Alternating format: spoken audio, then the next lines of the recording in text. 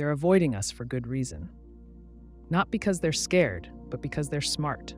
If a species from another star system has the technology to visit us, then they also have the power to choose whether or not to engage. If they haven't made contact, it's not an accident, it's a decision. One that probably reflects how they see us.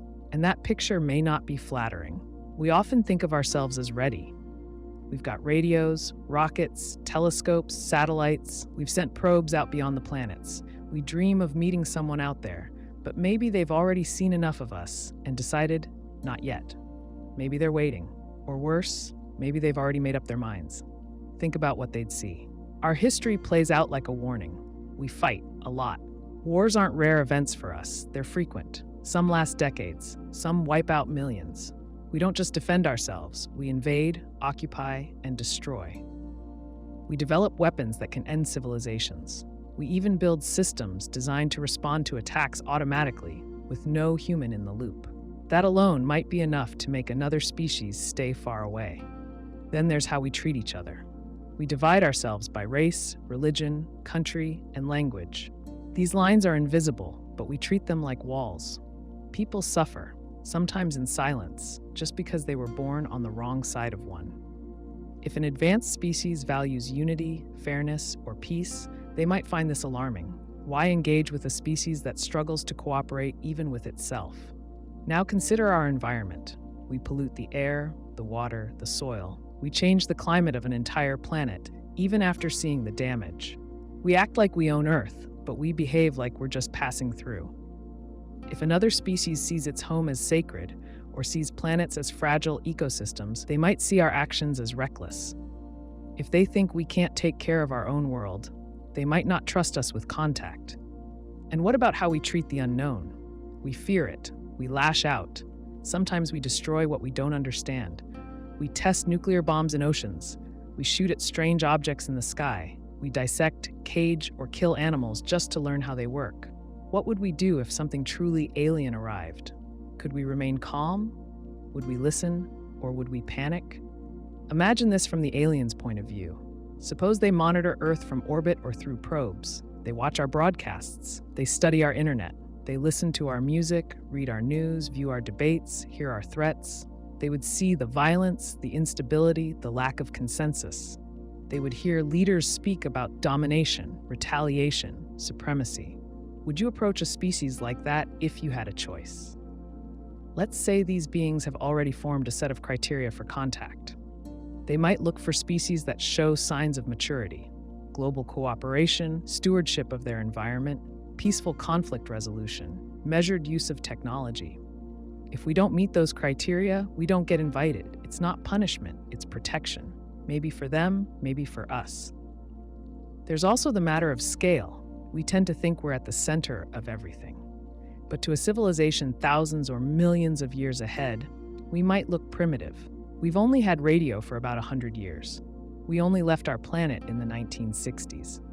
We can't even keep a permanent base on the moon. That's a blink in cosmic time. They might see us as children playing with sharp tools. Children can be unpredictable. They learn fast, but they also make mistakes. And if those mistakes are dangerous, others take notice. Would you hand over nuclear technology to a toddler or entrust a loaded weapon to someone who hasn't learned restraint? It's not about being cruel, it's about timing. There's also a chance that they once stood where we now stand. Maybe they went through their own violent era. Maybe they had their own world wars, their own ecological crises, their own rise and fall of empires. Maybe they remember what it was like to be on the edge of collapse. And maybe they know how rare it is to make it through. So they watch us, not with fear, but with caution. Some people ask why they wouldn't help us instead. If they're so advanced, why not guide us, fix things for us, show us a better way? But intervention brings risk. It creates dependency. It can also backfire. Imagine a species so powerful it could solve all our problems overnight. If we don't understand how or why the solutions work, we'd become reliant. That might weaken us, not strengthen us. They may also follow a rule of non-interference, like the Prime Directive in science fiction. Not because they're cold, but because they understand how complex societies are.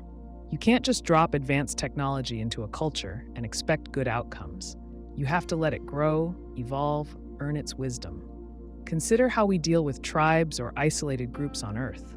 In many cases, we leave them alone. We observe from afar. We understand that direct contact can damage their way of life. Even our germs can kill. So we stay back, watch, and wait. Not because we don't care, but because we do. If they think the same way, then their silence isn't absence. It's a choice, one made with purpose, maybe even kindness. Now think about what would change their mind. Maybe they're waiting for a signal, not a radio wave, but a pattern of behavior. Maybe they're looking for a century without war. A planet-wide effort to fix the environment. A stable world government. Maybe they want to see us act not as nations, but as a species. Until then, they watch, and they avoid. Not because we're hopeless, but because we're not ready. Not yet. Quantum consciousness sounds strange, but it might explain how alien minds could exist. Not inside bodies or machines, but as patterns across particles, connected and aware without needing a physical form.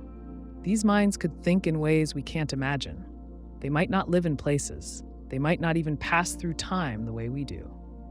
In physics, entanglement is a well-tested fact. Two particles can become linked. When one changes, the other responds, no matter how far apart they are. It doesn't carry a signal. It just happens. That connection stands outside space. It acts instantly. Einstein called it spooky action at a distance. Now imagine a mind that doesn't live in a brain. It lives in that connection. Not in one place, but spread across many particles, all linked. The mind isn't tied to a body. It doesn't use a nervous system. It uses entanglement itself. The thoughts arise from how particles relate, not from what the particles are made of. The mind doesn't sit in a head or a machine. It exists in the pattern. This sounds impossible by our standards. That's the point. We expect intelligence to need hardware, brains, circuits, or maybe something like a hive. But if alien life has had billions of years to evolve, and we've only had a few thousand as a technological species, they may have gone far beyond structure. They may have moved into states of matter we don't use, or into physics we barely grasp. Think about our computers. We started with valves and wires, then transistors. Now we use chips etched with paths smaller than cells. The leap from stone tools to silicon took just a few thousand years. Imagine what could happen in 1,000,000 or 1,000,000,000. If minds once lived in bodies, then in machines they might now live in fields, particles, or entanglement itself. We already know that consciousness is strange. Even in humans, we don't fully understand it. We know the brain uses electrical signals and chemical reactions, but we don't know how thought becomes awareness. We can measure activity, but we can't explain why that activity feels like anything at all. Some scientists suggest the answer lies in quantum processes. Maybe consciousness depends not just on brain matter, but on the quantum behavior of the particles inside. If that's true, then it may be possible to build a mind that isn't tied to a physical form. Not built like a brain, but formed out of relationships between particles, between states, across space. That kind of mind would be different from anything we know. It might not have a language, it might not process time in sequence, it might not have a face or a name or a place to live, but it might still be aware. It might still think. We would never see it coming. A mind like that wouldn't build spaceships. It wouldn't send radio signals. It wouldn't leave heat signatures. It would exist quietly without leaving a trace in the forms we expect. But it could still observe, still learn, still act. Maybe it already does. Say this kind of being drifts near Earth, not in a ship, but in space itself. Its awareness doesn't occupy a location. It uses entangled particles spread out over long distances. Some sit in orbit, others are down here, embedded in materials, waiting for contact. When they align, the mind activates. Thought flows. It sees through subtle changes in quantum states. It hears not through sound, but through interference patterns. It understands us not by listening to language, but by observing how we affect the world on the smallest scale. Such a being wouldn't care about cities or money or even speech. Those are surface signals. Instead, it would track energy, entropy, entanglement, coherence. It would see how we treat life, how we spread information, how we collapse probability into action. It would know us without ever being seen. If that's what alien minds are like, it makes sense we haven't met them. They're not hiding. They're just not in the places we've looked. We search for noise in radio waves. They may not use noise at all. We scan for planets in habitable zones. They may not need planets.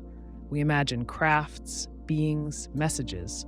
They may not send any. Their consciousness may be silent, dispersed, and complete in itself. Suppose a person walks into a room full of radio signals. They don't hear anything unless they have a receiver. Without a radio, it's just quiet air. That's how it may be with these minds. We live inside a space full of possible contact, but we don't have the right receiver. Not yet. Some researchers explore the idea of quantum computers that use entanglement to compute in ways that normal computers can't. These machines don't just store data. They hold superpositions, states that are both one thing and another until measured. If you link enough of them, you get a system that works across many realities at once. That's more than speed. It's a new way to process existence, and it might be close to how alien minds think. If such beings exist, we can't study them the way we study planets or stars. They're not things, they're patterns, they're flows of possibility, and if we ever meet them, it won't be in person. It will be through resonance, some change in our own systems that tells us we've been noticed, a shift in a quantum circuit, a delay in expected results, a message, not in words, but in probability itself. It's hard to accept that we might be the simple ones, that what we think of as intelligence is only a narrow slice. But if minds can exist beyond form, beyond time, beyond matter, then we may be surrounded by awareness already, quiet, connected, waiting. Life on Earth may not have started here. It's possible it came from space, riding on comets or meteorites that carried microbes across the vast distance between stars. This idea is called Panspermia. It suggests that life didn't begin in Earth's oceans, but arrived already living, tiny, simple, and tough enough to survive the harsh conditions of space. Earth formed about 4.5 billion years ago. Not long after, maybe just a few 100 million years later, the first signs of life appear in the fossil record. That's fast in geologic time. Some scientists find that surprising. Life, especially the first kind, isn't simple. Even the most basic cells have structures, processes, and genetic code. Building those from raw chemistry might take longer than Earth had. So some researchers ask, what if life didn't have to start here from scratch? Panspermia offers one possible answer. Maybe Earth didn't invent life. Maybe it inherited it. We know comets and asteroids hit Earth all the time, especially in its early years. These objects formed in deep space and contain a mix of ice, rock, and organic molecules, carbon-based chemicals that are the building blocks of life. We found amino acids, sugars, and even nucleobases in meteorites. These are some of the same ingredients used in DNA and proteins. That means the raw materials for life exist beyond Earth. Now add time. Space is vast, but old. Over billions of years, even rare events can happen. If a single planet orbiting another star developed microbial life, and that planet was struck by an asteroid, debris from the impact could fly into space. Some of that debris might carry living cells trapped in rock. If those rocks then drift through space and eventually land on Earth, they could deliver those microbes to our young planet.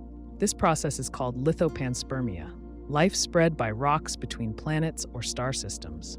It sounds unlikely, but experiments show it's not impossible.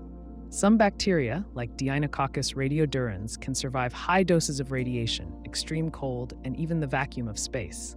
Others form spores, protective shells that let them hibernate for long periods. These forms of life might survive years or even millions of years if shielded inside rock. To see if this could work, scientists have sent microbes into space. Some stayed on the outside of the International Space Station. When brought back, some were still alive. Other experiments tested bacteria during re-entry. Spores placed inside heat-shielded containers on returning probes survived the trip through Earth's atmosphere. These studies show that life could travel through space and still remain viable if conditions are right. There's also a natural example here on Earth. Rocks from Mars have landed here. Scientists have found meteorites on Earth that match the chemical signature of Martian soil. These rocks were launched off Mars by impacts, drifted through space, and eventually fell to Earth. That proves that material from one planet can reach another without needing spacecraft. So if rocks from Mars can land on Earth, then rocks from other solar systems could too. The trip would take longer, But over billions of years, even slow journeys can happen. Space isn't empty. It's filled with dust, gas, and icy bodies. Some of those move between stars. In 2017, a strange object called Oumuamua passed through our solar system. It came from outside and moved too fast to be bound by the sun's gravity. That was proof that interstellar objects visit us. If just one of those objects carried life, or even just the ingredients of life, it could have seeded Earth. Panspermia doesn't try to explain where life began, it just shifts the starting line. Maybe life began somewhere else long ago, and Earth is part of a chain. Life could spread from star to star, like seeds scattered in the wind. Most would never take root, but once in a while, one lands in the right place at the right time. A warm, wet planet with stable conditions. Life grows, it adapts, it evolves, and eventually it asks where it came from. There are signs that early Earth may have been hit by comet-like bodies rich in organic material. Some isotopes in ancient rocks suggest an input from carbon-rich meteorites. Certain amino acids found in Earth's oldest sediments match those found in space. That could mean the same source. Or it could mean the ingredients for life are everywhere, not just on Earth. Some argue that panspermia doesn't solve the origin of life, just moves it. And that's true. But it changes the frame. If life didn't start here, then maybe it's common. Maybe it's not a rare accident. Maybe it spreads, finds homes, takes root when it can. That makes life a feature of the universe, not just a fluke of Earth. The idea also raises another point. If life came here, could it go elsewhere? Could Earth be part of the chain, not just a receiver, but a source? When we launch spacecraft to other planets, we try to sterilize them. We don't want to bring Earth microbes to Mars, for example, and mistake them for alien life. But maybe Earth microbes already got there naturally, long ago, riding on rocks blasted into space by ancient impacts. There's a term for this, forward contamination. If panspermia is real, then forward contamination has likely happened already. Earth might not be a closed system. It might be a node in a much bigger web of life. That doesn't mean life is everywhere, but it means the rules allow it. Life, once it exists, is tough. Microbes can live in boiling springs, deep ice, acid lakes, and radioactive waste. They survive pressure, cold, heat, and vacuum. The hard part is getting started. If panspermia is correct, then that hard part only had to happen once. After that, life became a traveler. Earth may be a stop along the way. Life may have come here riding frozen dust or rocky fragments, lying dormant for centuries, then waking up in warm oceans. It grew, adapted, and changed. It became plants, animals, people. But its beginning may lie far away, on a world we've never seen. Ancient people built things we still struggle to explain. Massive stone structures aligned with stars, carved with precision tools we can't find. Cultures separated by oceans built pyramids, tracked planets, and told stories of beings from the sky. These patterns make some wonder. What if visitors came long ago, and what if they left a mark? Some ancient myths speak of gods descending from the heavens. They ride in flying chariots, bring knowledge, and leave just as quickly. In the Vedas from India, the texts describe flying machines called vimanas. They had detailed descriptions of flight, propulsion, and aerial battles. Some passages describe things that sound close to aircraft or energy weapons. If taken literally, those lines don't sound like myths. They sound like records. The Sumerians, one of the first known civilizations, spoke of beings called the Anunnaki. These figures came from the sky, taught humans how to farm, build, and govern. In their carvings, the Anunnaki are often larger than humans, wearing strange suits and helmets. Some researchers suggest these could be depictions of beings in protective gear, not gods, but visitors. In Egypt, the pyramids line up with Orion's belt. They are massive and precise. Stones weighing tons were placed so carefully that even today, fitting a razor blade between them is hard. There are no clear records of how they moved the blocks, what tools they used, or why they aligned their structures with the stars. It's possible they figured it out themselves. But it's also possible they had help, or followed instructions left by someone who understood engineering at a much higher level. The Nazca lines in Peru stretch across the desert floor. Some form animals, others form straight lines that run for miles. These shapes only make sense from above. There's no high ground nearby to view them in full. It's as if they were made for someone flying overhead.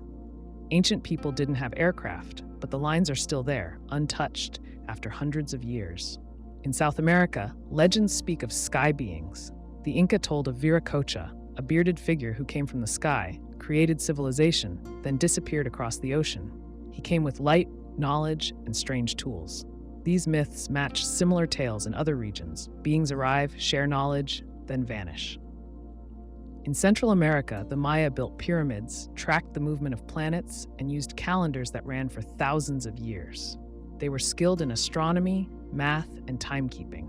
One carving found in Palenque shows a figure sitting in what looks like a control seat, surrounded by shapes that resemble pipes, dials, and flames.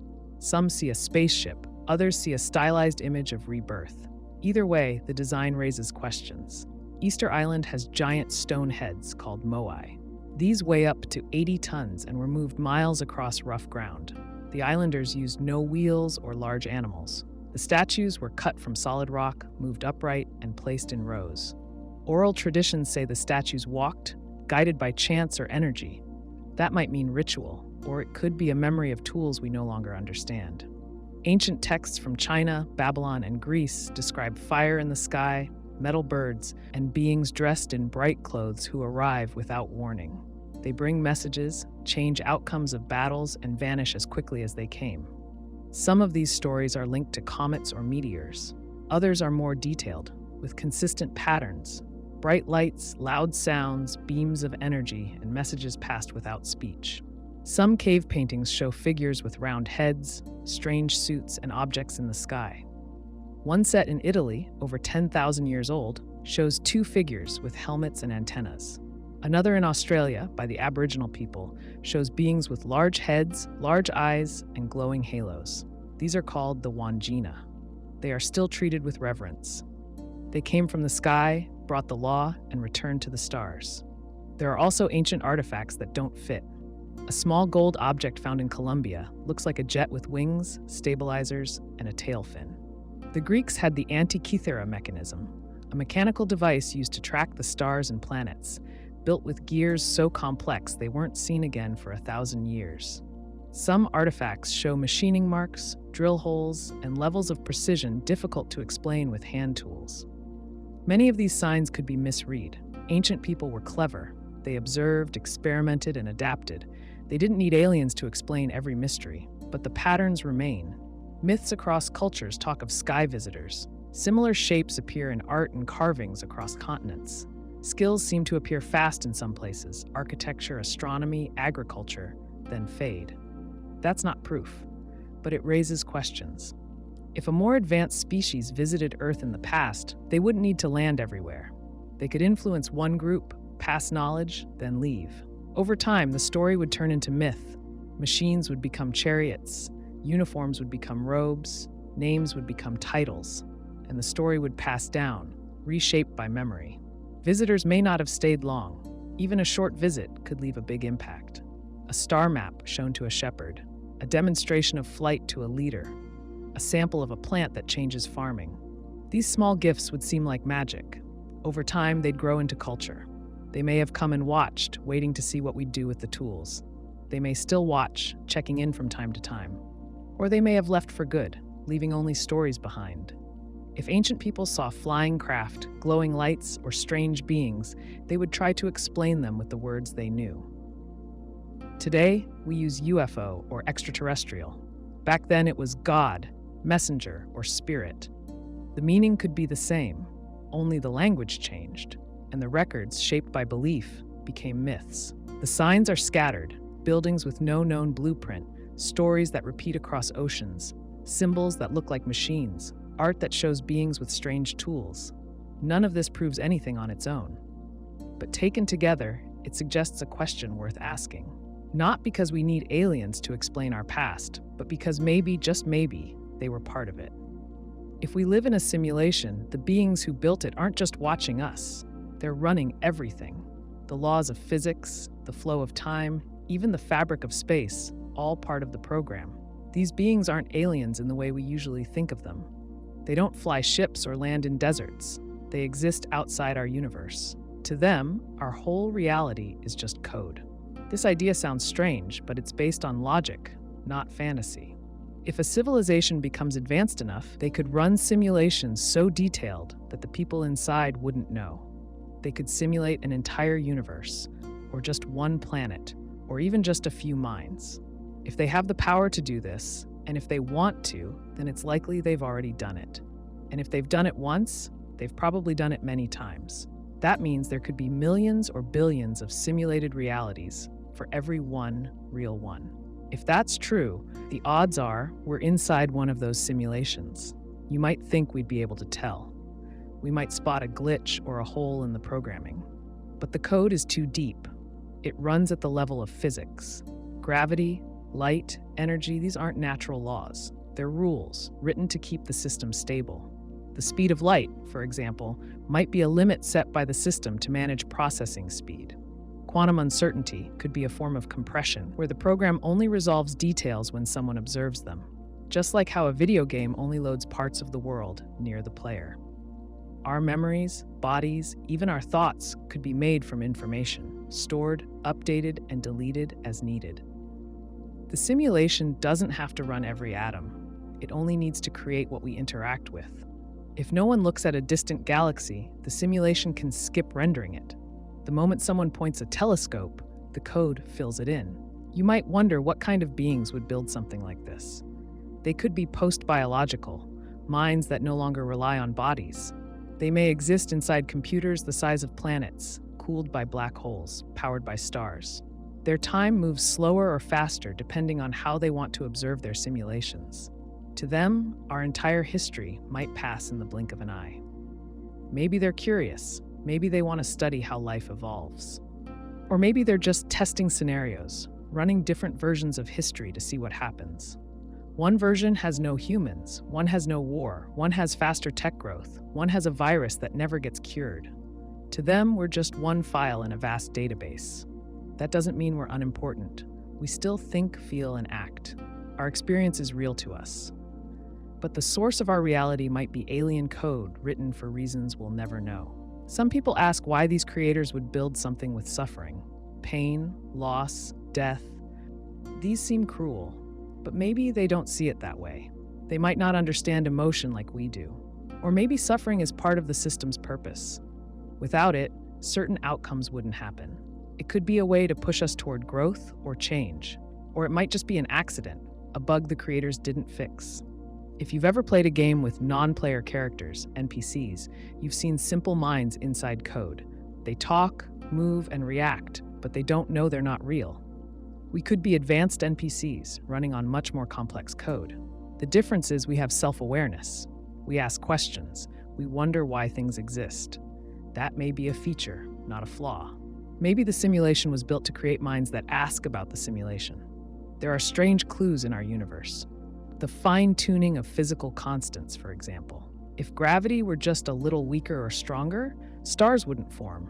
If the charge on an electron were off by even a tiny bit, atoms wouldn't hold together. Everything seems balanced on a razor's edge. That's exactly what you'd expect in a simulation designed for life. In computer science, we use error correction to keep data stable.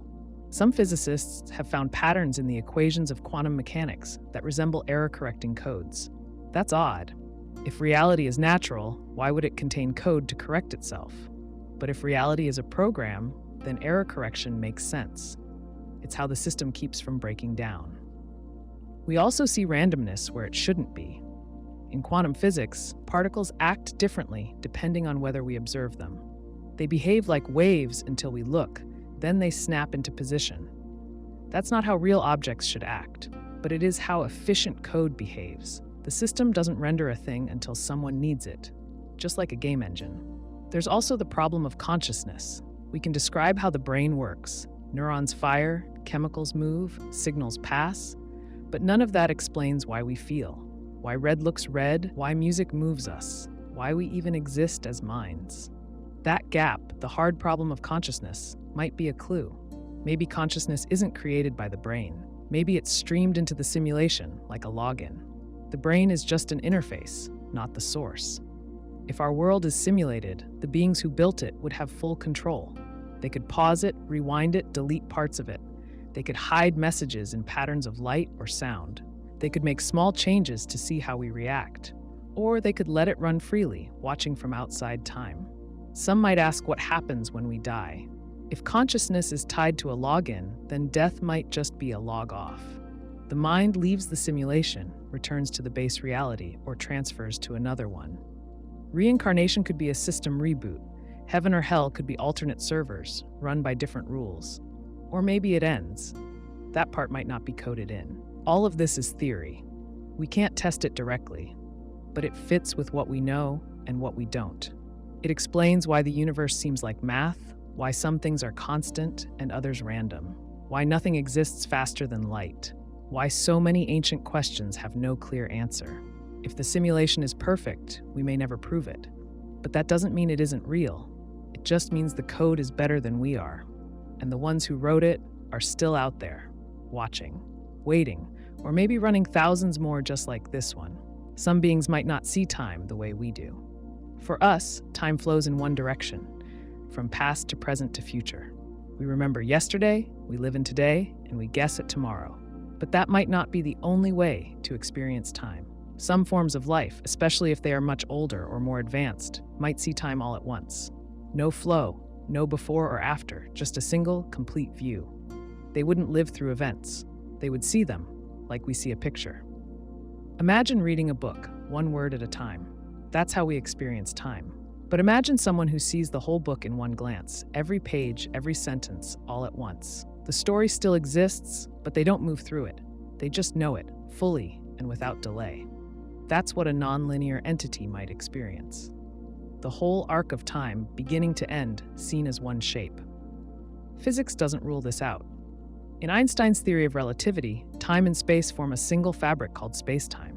Time isn't a constant. It changes based on speed and gravity.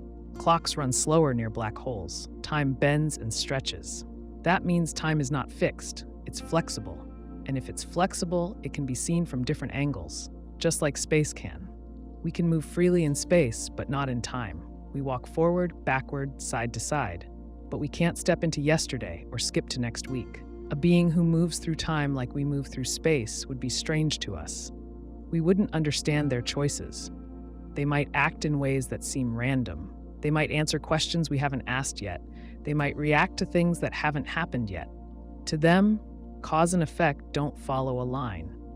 It's not, this happened, then that. It's all, this is. They see a child born and the same person die at the same moment. They see choices made and results appear, with no delay. They might see us as frozen, locked in a narrow frame, unable to step back. We would look blind to them, groping forward through a dark room. If such beings exist, they might not speak in words. Words unfold in time. They require order, subject, verb, object. A nonlinear being might communicate through shapes, colors, or patterns. One symbol could carry an entire history. One tone might hold decades of thought. They wouldn't teach the way we do. They would show everything at once, and we'd have to unpack it slowly. Some reports of strange encounters include this kind of effect. People claim to see beings that don't move, but still act. They describe feelings of being filled with knowledge that they couldn't explain. Some say they heard voices in their heads that spoke full meanings, not single phrases. That could be imagination, but it could also be an attempt by something outside time to talk to us inside time. A nonlinear entity wouldn't build technology like we do. It wouldn't plan, test, and build in steps. It wouldn't improve over time. It would already know the full result. It could design things backward, starting from the end goal and shaping the past to match. That might explain machines or systems that seem too advanced for their context. The design came from outside time. If you ask such a being a question, it wouldn't think about it. It would already know the answer because it would already know the question. If you asked why it came here, it might not answer in speech. It might show you a memory you haven't had yet, or send an image into your mind that you'll only understand later when the moment comes. It's not predicting the future, it's seeing it. They might not look like anything. Our eyes are tuned for shapes and light in a specific range.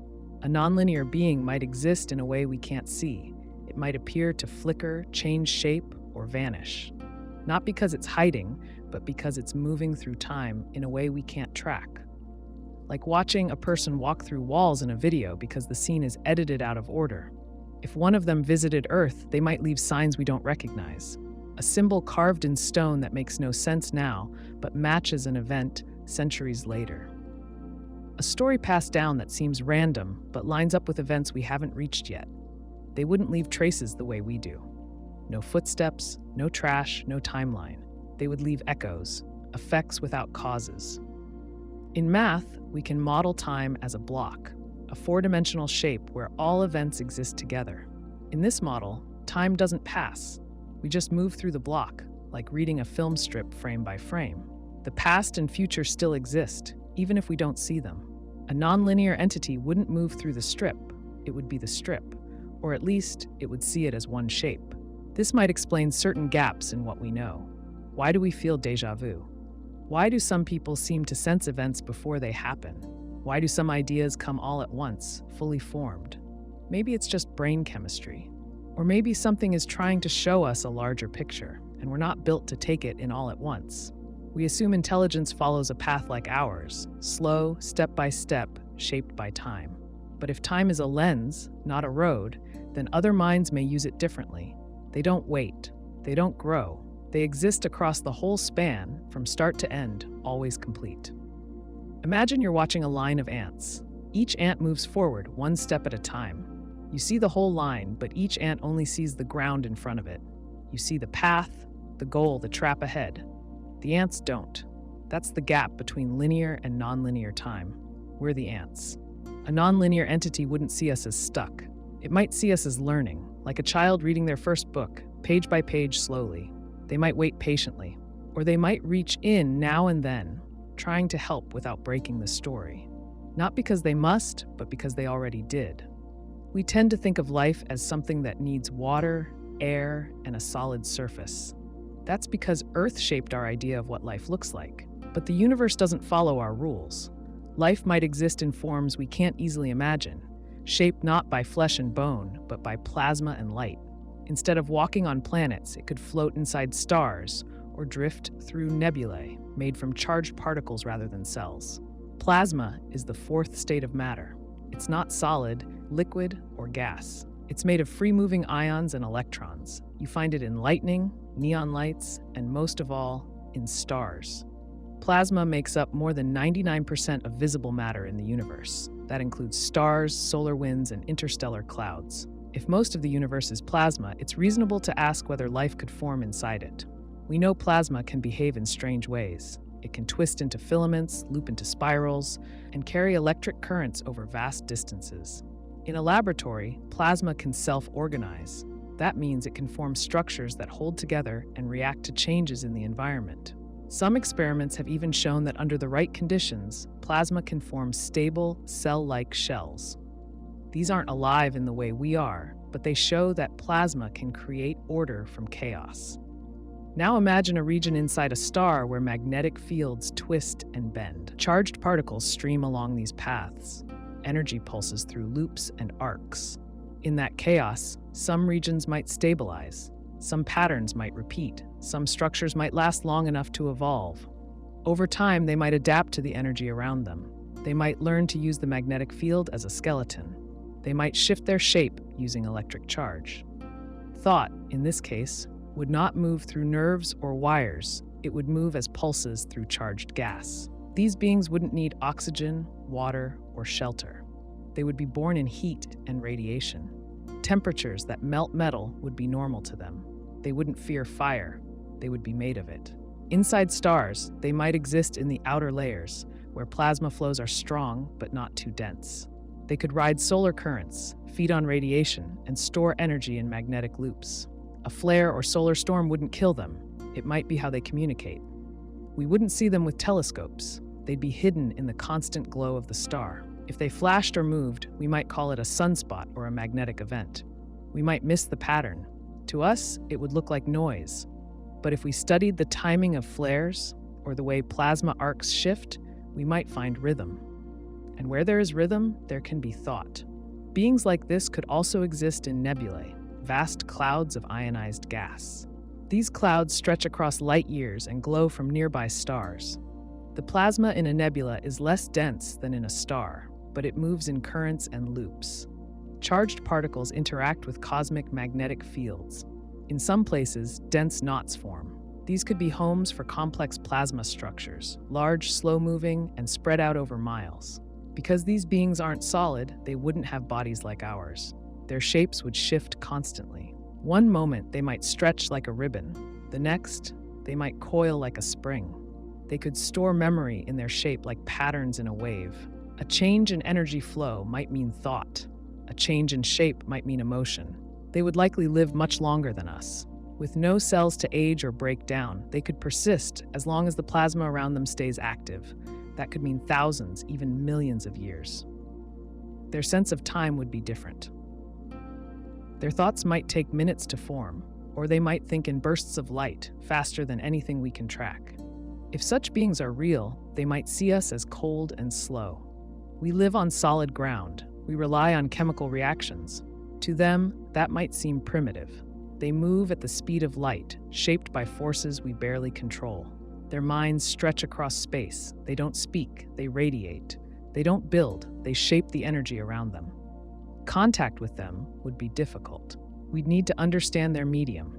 That means not just light or heat, but how they use electric and magnetic fields. We might need instruments that can read the pulse of a star or the spin of particles inside a nebula. Traditional language wouldn't work. We'd need to find a way to mimic their signals, probably through high-energy pulses or controlled plasma bursts. There's a chance we've already seen signs and missed them. Fast radio bursts, for example, come from deep space and last just milliseconds. Their source is unknown. Some theories point to neutron stars, others to magnetars. But maybe, in rare cases, they're messages, flashes sent by plasma-based minds trying to reach others. Another clue could be the solar behavior of certain stars. Some flare more often than physics suggests. Some show sudden, intense changes in brightness. Most likely, these are natural. But what if, in a few cases, they're not? What if the star is being used, not as a source of light, but as a place of life? On Earth, we have trouble imagining life without carbon, cells, or DNA. But that's a narrow view. Life is not a molecule. Life is a process. It's the ability to use energy, respond to change, and store information. If that can happen in carbon, it can also happen in plasma. It just needs the right structure. Plasma-based life wouldn't need planets. That alone makes them more likely. Planets are rare and fragile. Stars and nebulae are everywhere. If life can exist in those places, then it could be common. It could fill the galaxy. And we, living in a small corner, might never notice. Not because it hides, but because it burns too bright for us to see. We often ask why aliens haven't come yet, but maybe they already did, long before we were here to see it. Maybe they visited Earth millions or billions of years ago.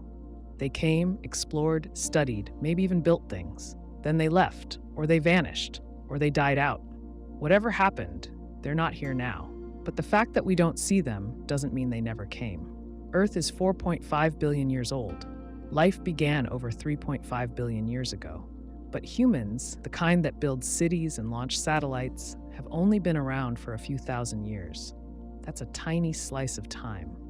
If alien visitors came a billion years ago, they would have missed us by a margin so wide it barely matters. We wouldn't be here to greet them. We wouldn't even be bacteria yet. Imagine a civilization with spaceflight long before our planet cooled. They might have explored the galaxy at their own pace. No need for warp drives. They just send slow-moving probes, generation ships, or self-replicating machines. These move from star to star, landing on planets, scanning, gathering samples, and moving on. Some might seed life, others just observe. If Earth was on their path, they may have dropped by, took notes, and left. But time erases evidence. On Earth, even stone doesn't last forever. Wind, water, heat, and pressure grind everything down. Continents shift, oceans rise, mountains fall. The planet recycles itself. Most traces of human activity will vanish in a few million years. Skyscrapers, satellites, and roads will crumble, rust, or sink. If humans disappeared today, in 10 million years, almost nothing would remain. So if an alien ship landed here 500 million years ago, what would be left? Maybe nothing. No scorch marks, no footprints, no debris. Maybe a few atoms in the wrong place, buried under layers of rock. And if they didn't land but only observed from orbit, then we'd have even less to work with. A flyby leaves no mark. Some theorists wonder about the Cambrian explosion. Around 540 million years ago, life on Earth changed fast. Simple creatures gave way to complex body plans. Eyes, shells, and jointed legs appeared in a blink of geologic time. Could that be natural evolution? Probably. But if a visiting species had a hand in it, whether by accident or by intent, we would never know. The evidence, if it existed, would be buried under 500 million years of sediment. We also don't know how life began. One theory says it started on Earth, built from simple molecules over time. Another suggests it came from space, Panspermia, microbes riding meteorites or dust. If aliens visited early Earth, they might have seeded life, on purpose or by mistake. Maybe one probe crashed, maybe one traveler left behind bacteria. Once here, life spread, evolved, and adapted. If true, we wouldn't be alone in the universe. We'd be their descendants. Even the moon could hold traces. It has no atmosphere, no weather, and almost no erosion. A footprint could last millions of years. A small probe could sit intact just below the surface. If an alien object impacted the moon a billion years ago, the crater might still be visible. But we haven't explored the whole surface. Most of the moon is still unexamined. If something's buried under dust or rock, we may never find it. The same goes for Mars. Mars had water, lakes, rivers, maybe oceans. It had a thicker atmosphere. It may have supported life. If aliens visited Mars when it was warm and wet, they may have explored, built outposts, or studied microbes. When the planet dried up, they may have left, or their machines broke down and were buried. We send rovers to a few places, but Mars is a whole world. We've only scratched the surface. Venus might be a bigger mystery. Today it's a furnace, hot, toxic, and crushed by pressure. But it may have once been cooler, with shallow oceans and mild air. That was a long time ago. A visiting species might have found it pleasant. They might have landed, studied, even built something. When the climate shifted, they had to go, or they stayed too long and didn't make it out. Whatever they left behind may now be crushed under lava plains and acidic rain. Outside the solar system, we see stars that are billions of years older than the sun. Planets orbit them. Some sit in the habitable zone. That means life could have started on those worlds billions of years before it did here. If even one of those civilizations survived and spread, they could have passed through our region of space a very long time ago. But they didn't stay. Maybe they had no reason to. A lifeless Earth wouldn't hold their interest. Or maybe they had a rule: don't interfere. They observed, recorded, and left. If they had machines, maybe those machines are still out there, dark and silent, waiting for something. We scan the sky, but we don't listen in the right ways. We expect noise. They may have moved past radio. They may talk with neutrinos or quantum fields or systems we can't detect. If they ever built something on Earth, it would need to survive deep time. Not just centuries, but millions of years. That's rare. Our oldest structures, pyramids, temples, are just a few thousand years old. Natural forces wipe the slate clean. Unless they built deep underground in stable rock, any trace is likely gone. One day, we might dig up something we can't explain: a pattern in ancient rock, a metal object that predates tools, a mineral that forms under conditions not found on Earth. It might look like a mistake in the data. It might get filed away and forgotten. But it could be a trace, an echo of a visit so old that it no longer seems possible. We think aliens must still be out there, coming soon, arriving in ships. But that's not the only story. Maybe they came long ago, when Earth was young. They passed through, did what they came to do, and moved on. And now all that's left is silence, because they already came and left. The night sky is full of stars. Planets orbit many of them. Some are rocky like Earth. Some sit in the habitable zone where water could exist. By now, we've found thousands of these planets. Some are close by, just a few light years away. Others are far out, orbiting stars older than our sun. With so many chances for life to form, we assume the galaxy must be full of it. But so far, we've heard nothing: no signals, no visitors, no signs of large-scale activity. It's quiet. That silence might not mean we're alone forever, but it could mean we're early. Maybe we're not latecomers looking for a cosmic crowd. Maybe we're among the first. Our galaxy is over 13 billion years old. Earth is about 4.5 billion. Life here began early, just a few 100 million years after the planet cooled. For most of that time, life stayed simple: single cells, bacteria, nothing with a brain. Complex life only appeared around 600 million years ago. Intelligent life, humans, only in the last few 100,000. Our modern world? Just the past few hundred years. That means intelligence is not automatic. Life doesn't rush to evolve minds. Most of Earth's history didn't need thinking animals. Evolution works through trial and error. It doesn't aim for anything. If conditions don't favor large brains, they don't happen. And even when brains appear, they must survive long enough to build a civilization. We could be rare, not because planets are rare, but because the steps to get from molecules to minds are long and fragile. One global disaster, one extinction, one shift in climate, and the chain breaks. Maybe that happened often on other planets. Maybe oceans filled with life but never made thinkers. Or maybe the thinkers didn't last. Our sun is a middle-aged star. It will burn for billions more years. But there are stars much older. Some formed only a billion years after the galaxy did. If life started early on one of those worlds, it had a long head start. We should see the results. Civilizations that grew, spread, and left marks. Dyson spheres, beacons, probes, something. But we don't. That may be the clue. If intelligent life had a long time to grow, we should see it. The fact that we don't suggests it hasn't happened yet. Not often. Maybe not at all. It's possible we're the first species in this galaxy to reach this point. The first to build rockets, launch satellites, split atoms, and send out signals. The first to wonder why the sky is empty. If that's true, then we're not late, we're early. We arrived at the beginning of a long future, not the end of a long past. The galaxy might be in its quiet phase. Planets are still cooling. Life is still forming.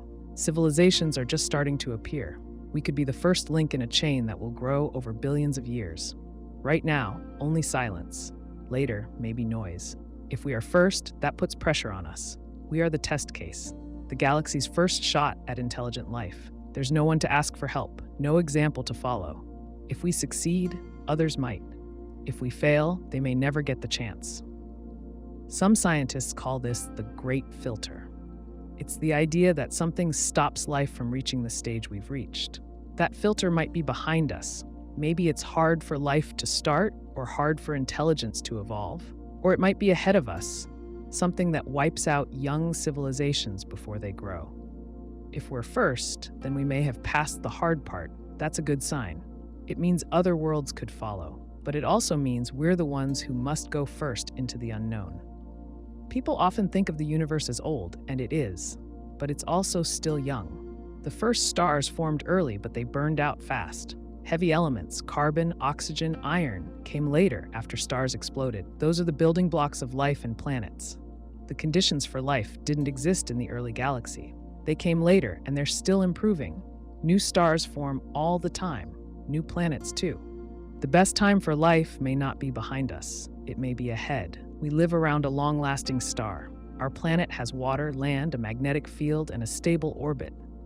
We have time to grow. If we avoid self-destruction, we could last millions of years. We could spread to other planets, other stars. In time, other galaxies. We could be the beginning of something much larger than ourselves. It's easy to think we're not special. We're on a small planet in a quiet part of the galaxy. But being first is special. It means we set the tone, we write the rules, we shape what intelligent life looks like for the future. Later species may study us the way we study fossils. Our choices now might echo for ages. There's still risk. Being first doesn't mean being safe. We face threats from within: war, pollution, collapse, and from beyond: asteroids, flares, disease. Intelligence doesn't make us immune. It just gives us a chance to see the danger and act. So far, we've done both. Sometimes well, sometimes not. No one came to warn us. No one saved us from our mistakes. No one gave us instructions. That might feel like abandonment, but if we're first, it makes sense. There is no one else. We're alone because no one else has arrived. Some people wait for signals, radio waves, pulses, signs in the sky. But if we're first, no signal is coming. We must send the first one. We must light the torch. Maybe it takes millions of years to be answered, but it has to start somewhere. The idea of being first can feel lonely, but it also brings freedom. There's no script, no legacy. We're not late to the party. We're the ones setting the table. What we do now could matter not just for us, but for everything that comes after. The sky is quiet. That's not failure. That's a blank page. Some contact might not come through ships, signals, or sightings. It might happen in the mind, quiet, private, and hard to prove.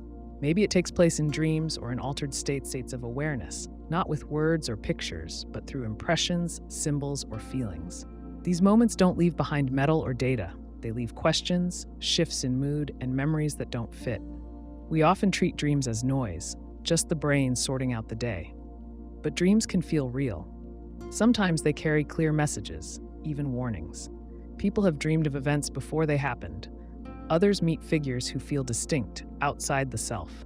Not every strange dream means contact, but not every dream is random either.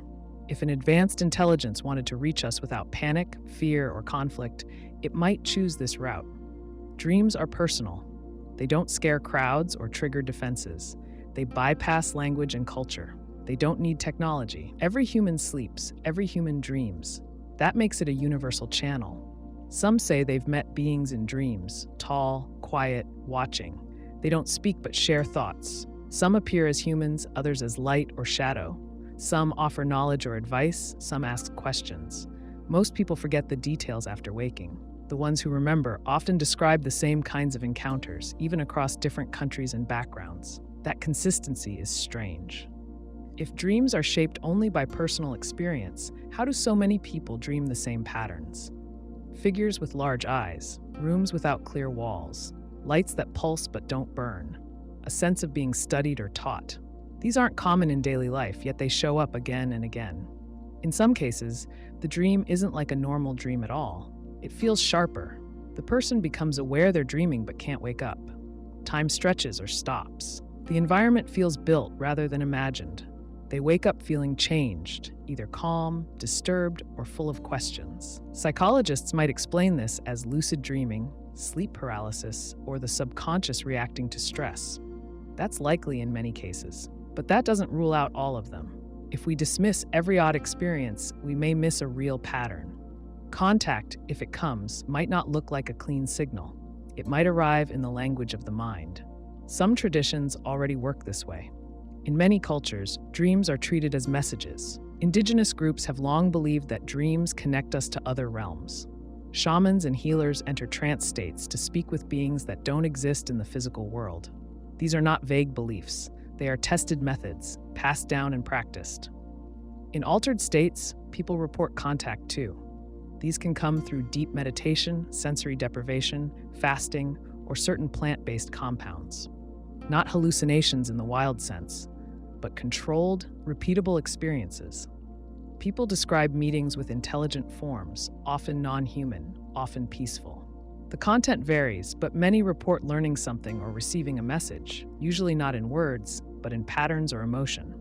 These states affect brainwaves. In deep meditation or REM sleep, the brain moves into theta frequencies. This is linked to intuition, memory, and creativity. If another intelligence could tune into that range, it wouldn't need wires or screens. It could influence thought directly through shifts in feeling or image. This wouldn't look like control. It would feel like insight. The challenge is testing these things. You can't measure a dream. You can't scan a message written in mood or metaphor, but you can track reports. If many people describe the same event, even without knowing each other, it suggests a shared cause. We do this with disease, crime, or weather. We can do it with experiences too. Let's say a group of people, unknown to one another, all dream the same figure over the same few nights. They report a similar message or setting. If the dreams follow a pattern, down to symbols or phrases, it suggests input from outside. That's not proof of contact, but it's a signal worth noticing. Why would a being choose dreams? Maybe they can't survive in our world. Maybe their form of life doesn't use bodies. Maybe they evolved beyond physical tools and now operate through thought. If consciousness is real and not just a side effect of the brain, then maybe it can connect across space. Maybe contact isn't a machine, but a mind. This would explain the lack of evidence in the usual ways.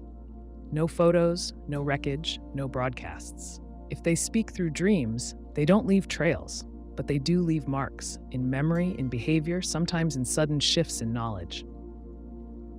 People who've had these experiences often change. They seek different answers. They feel less certain about what's real. Some researchers have started to treat these reports with more care. not as truth, but as data. They look at when the dreams occur, how often, and what changes follow. Some track brain activity. Others compare the stories, looking for shared signs. The results aren't solid yet, but the patterns grow. We treat the mind like it's closed off, but it's shaped by signals: sight, sound, touch. If an outside intelligence can create the right pattern, it could trigger thoughts inside us. Not by force, but by resonance, like music making a string vibrate. If that pattern fits the brain during sleep, the dream becomes a message. The problem is, we forget. Most dreams vanish. Only the strongest ones stay. And those often feel strange or impossible. So people don't talk about them. They fear being dismissed. That keeps the data hidden. But maybe contact isn't about proof. Maybe it's about attention. A nudge, not a broadcast. A question, not an answer. One person has a dream. Another has the same one. A third wakes up with a symbol in their mind. No one's sure what it means, but it pulls them forward. That might be the point. Not to land in front of us, but to wake us up one mind at a time. We may not be alone, but we might be off limits. Some scientists and thinkers suggest Earth is part of something like a cosmic wildlife preserve. It's known as the zoo hypothesis. In this idea, other civilizations know about us. They watch us, but they choose not to make contact. Not because they can't, but because they've agreed not to. This would explain the silence we see. No ships, no signals, no clear evidence of other life, even though the galaxy should be full of it. Maybe we're not hearing anything because the others are quiet on purpose. Not absent, just out of reach. Think about how we treat animals in the wild. We build fences, install hidden cameras, and stay out of sight. We observe without changing behavior. The goal is to see how they act on their own. If we walk into the forest waving and shouting, the animals run or change what they do. The data becomes useless, so we hide. We watch from behind glass or use drones and long lenses. To the animals, we're invisible. Now turn that around. Imagine Earth is the preserve, and we are the animals. An older, more advanced group watches from a distance. They study us without revealing themselves. They don't land or send signals. They don't help or interfere. They let us grow, change, and stumble on our own. It's not neglect, it's protection from them and maybe from ourselves. For this to work, the observers must have rules. A shared agreement, one that says, don't interfere with young civilizations. Let them reach a certain point before contact. That point might be global peace, spaceflight beyond the solar system, or steady control over energy. Until then, no interaction. This fits with the idea of a prime directive, a rule that bans interference with less advanced life. Not out of cruelty, but to avoid damage. A culture just beginning to explore space might not handle contact well. Fear, chaos, or conflict could follow. Some would worship the visitors, others would panic. Leaders might try to hide the truth. Technology given too soon could be misused. So the best path might be no contact at all. Some reports suggest people have seen strange things in the sky, lights that move with no sound, shapes that dart, hover, or vanish. Maybe some of these are probes, quiet machines sent to observe without being noticed. When people do spot them, they leave no trace. No crash sites, no hard evidence. That could be part of the plan. Just enough to hint, never enough to confirm. The observers might hide using cloaking, distance, or other means. They could sit in orbit, invisible to radar. They could place sensors on the moon or in deep ocean trenches, places we rarely check. They might listen to our broadcasts, track our satellites, and monitor signals from space. To them, Earth might be a long-term experiment. From their view, time moves differently. They may live for thousands of years, or they might slow their perception of time to match the pace of change. Watching us would be like watching a slow film. Civilizations rise and fall. New tools appear. Languages shift, borders move, they take notes, they wait. There's a logic to this. If intelligent life is common, then many civilizations would reach the stars at different times. Some early, some late. The early ones might form a network, a quiet alliance. They don't fight, compete, or show off. They agree on basic rules. One of those rules might be, leave the developing worlds alone. If we're in that category, then the lack of contact is not a mystery. It's a policy. We're in a protected zone. Not worth invading, not yet ready for contact, but important enough to monitor. On Earth, we've set aside parts of the world for study. Nature reserves, protected forests, ocean sanctuaries. In some places, researchers don't even go in. They observe from afar. They let the system unfold without outside pressure. If another intelligence values life, they may do the same. They see Earth not as a resource, but as a place worth preserving. This also fits with the pattern of non-interference in deep time. If aliens had landed thousands of years ago and made open contact, we'd have records, clear ones, but we don't. Ancient texts speak of gods, lights, or beings from the sky, but nothing solid. That suggests no contact, or contact shaped to blend with belief. If the zoo model is real, even early humans were left alone to develop stories and systems without outside help. Some ask, if they care, why not help us? We face climate change, war, inequality. A more advanced group could solve these in a moment. But maybe that's the point. Growth must be earned. Lessons must be learned. If someone else does the hard work, we don't grow. We become dependent, weak, or careless. A species that survives its own mistakes becomes stronger. It learns how to live with itself, how to manage power, and how to avoid collapse. If we're being tested, then the test is one of patience, not skill. Can we build a peaceful, stable world without help? Can we treat each other fairly, manage our planet, and explore space with care? If we can, maybe the Watchers will reveal themselves. Or maybe we'll just cross a line, technologically or ethically, and become equals. The preserve will open, the glass will vanish, but only when the time is right. Until then, we may get glimpses, a strange signal, a flash in the sky, a dream that feels too real. Not proof, just clues. Enough to raise the question, not enough to answer it. The idea isn't about paranoia, it's about scale. We're small, early, and still changing. If others are out there, they've had time to think through contact, and they may have decided that watching is better than acting, for now. Earth spins in silence, but maybe we're not alone. Maybe we're part of a plan we don't yet see, a protected world watched by minds that wait, not because we're special, but because we're still becoming whatever comes next. Most of the universe is invisible, not because it's far away or hidden behind dust, but because it doesn't interact with light. We call it dark matter. It makes up about 85% of all the matter in the universe. It doesn't reflect, absorb, or emit light. Telescopes can't see it. We only know it's there because of its gravity. Galaxies spin faster than they should. Stars stay in place when they should drift. Something massive is holding them together. That something is dark matter. But if it has mass, if it forms halos around galaxies, if it clusters like normal matter, then why assume it's lifeless? Maybe it forms structures. Maybe it follows its own version of physics. Maybe somewhere in that invisible mass, something lives. We expect life to be made of atoms, carbon, hydrogen, oxygen. We expect it to breathe, move, think. But those are rules built from our tiny corner of reality. What if other rules exist in the dark sector? What if, just like atoms form molecules and cells, dark matter forms its own complex structures, ones we can't detect? Our detectors are built for light. Cameras, telescopes, and sensors all rely on electromagnetic force. But dark matter doesn't respond to that force. It's not just invisible, it's silent in every way we're used to. It passes through solid objects without a trace. It doesn't leave heat, it doesn't scatter light, it doesn't block radiation. Yet it has mass. It bends space. It moves in vast clouds. It shapes the structure of the universe.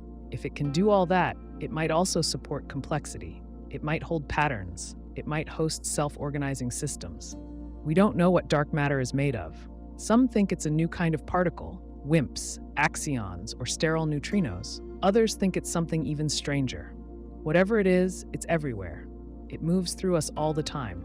A galaxy's worth of dark matter surrounds us, even now. Suppose it forms clumps, dark planets, dark stars, or dark structures that hover near visible galaxies. We can't see them, but they feel gravity. Maybe dark matter gathers in halos the way gas gathers into stars. Maybe in these halos, the pressure and movement give rise to forms. Not atoms, but something similar. Not heat, but some other form of energy transfer. Life, not as we know it, but life still. Such life would never send radio signals. It wouldn't build satellites or beam light. It wouldn't even know we exist. Or if it did, it would see us as the flickers, the rare forms made from slow, heavy matter that lights up for a moment and fades. To them, we'd be the mystery. Bright, warm, and blind. They might pass through Earth and never touch it. They might watch the stars move and never care about their glow. Or they might reach out in their own way, through gravity or other forces we don't yet understand. Maybe we've already noticed strange shifts in starlight or patterns in cosmic motion that don't add up. We call them noise or error. But maybe something moves through space with intent, and we've missed the signal because it comes in a form we can't read. Imagine a being made of dark matter. It doesn't have a body like ours. It doesn't think in words or see in light, but it has structure. It stores memory. It reacts, learns, adapts. It lives for millions of years. Its world is cold, vast, and quiet to us, but rich in its own kind of detail. It might live in a dark galaxy orbiting ours, or it might live right here, inside the halo that surrounds the Milky Way. It might even drift through us. Some scientists have tried to detect dark matter by building detectors deep underground. These machines wait for a single particle to bump into an atom. But so far, the results are thin. That might be because dark matter doesn't collide much, or it might be because we're using the wrong kind of bait.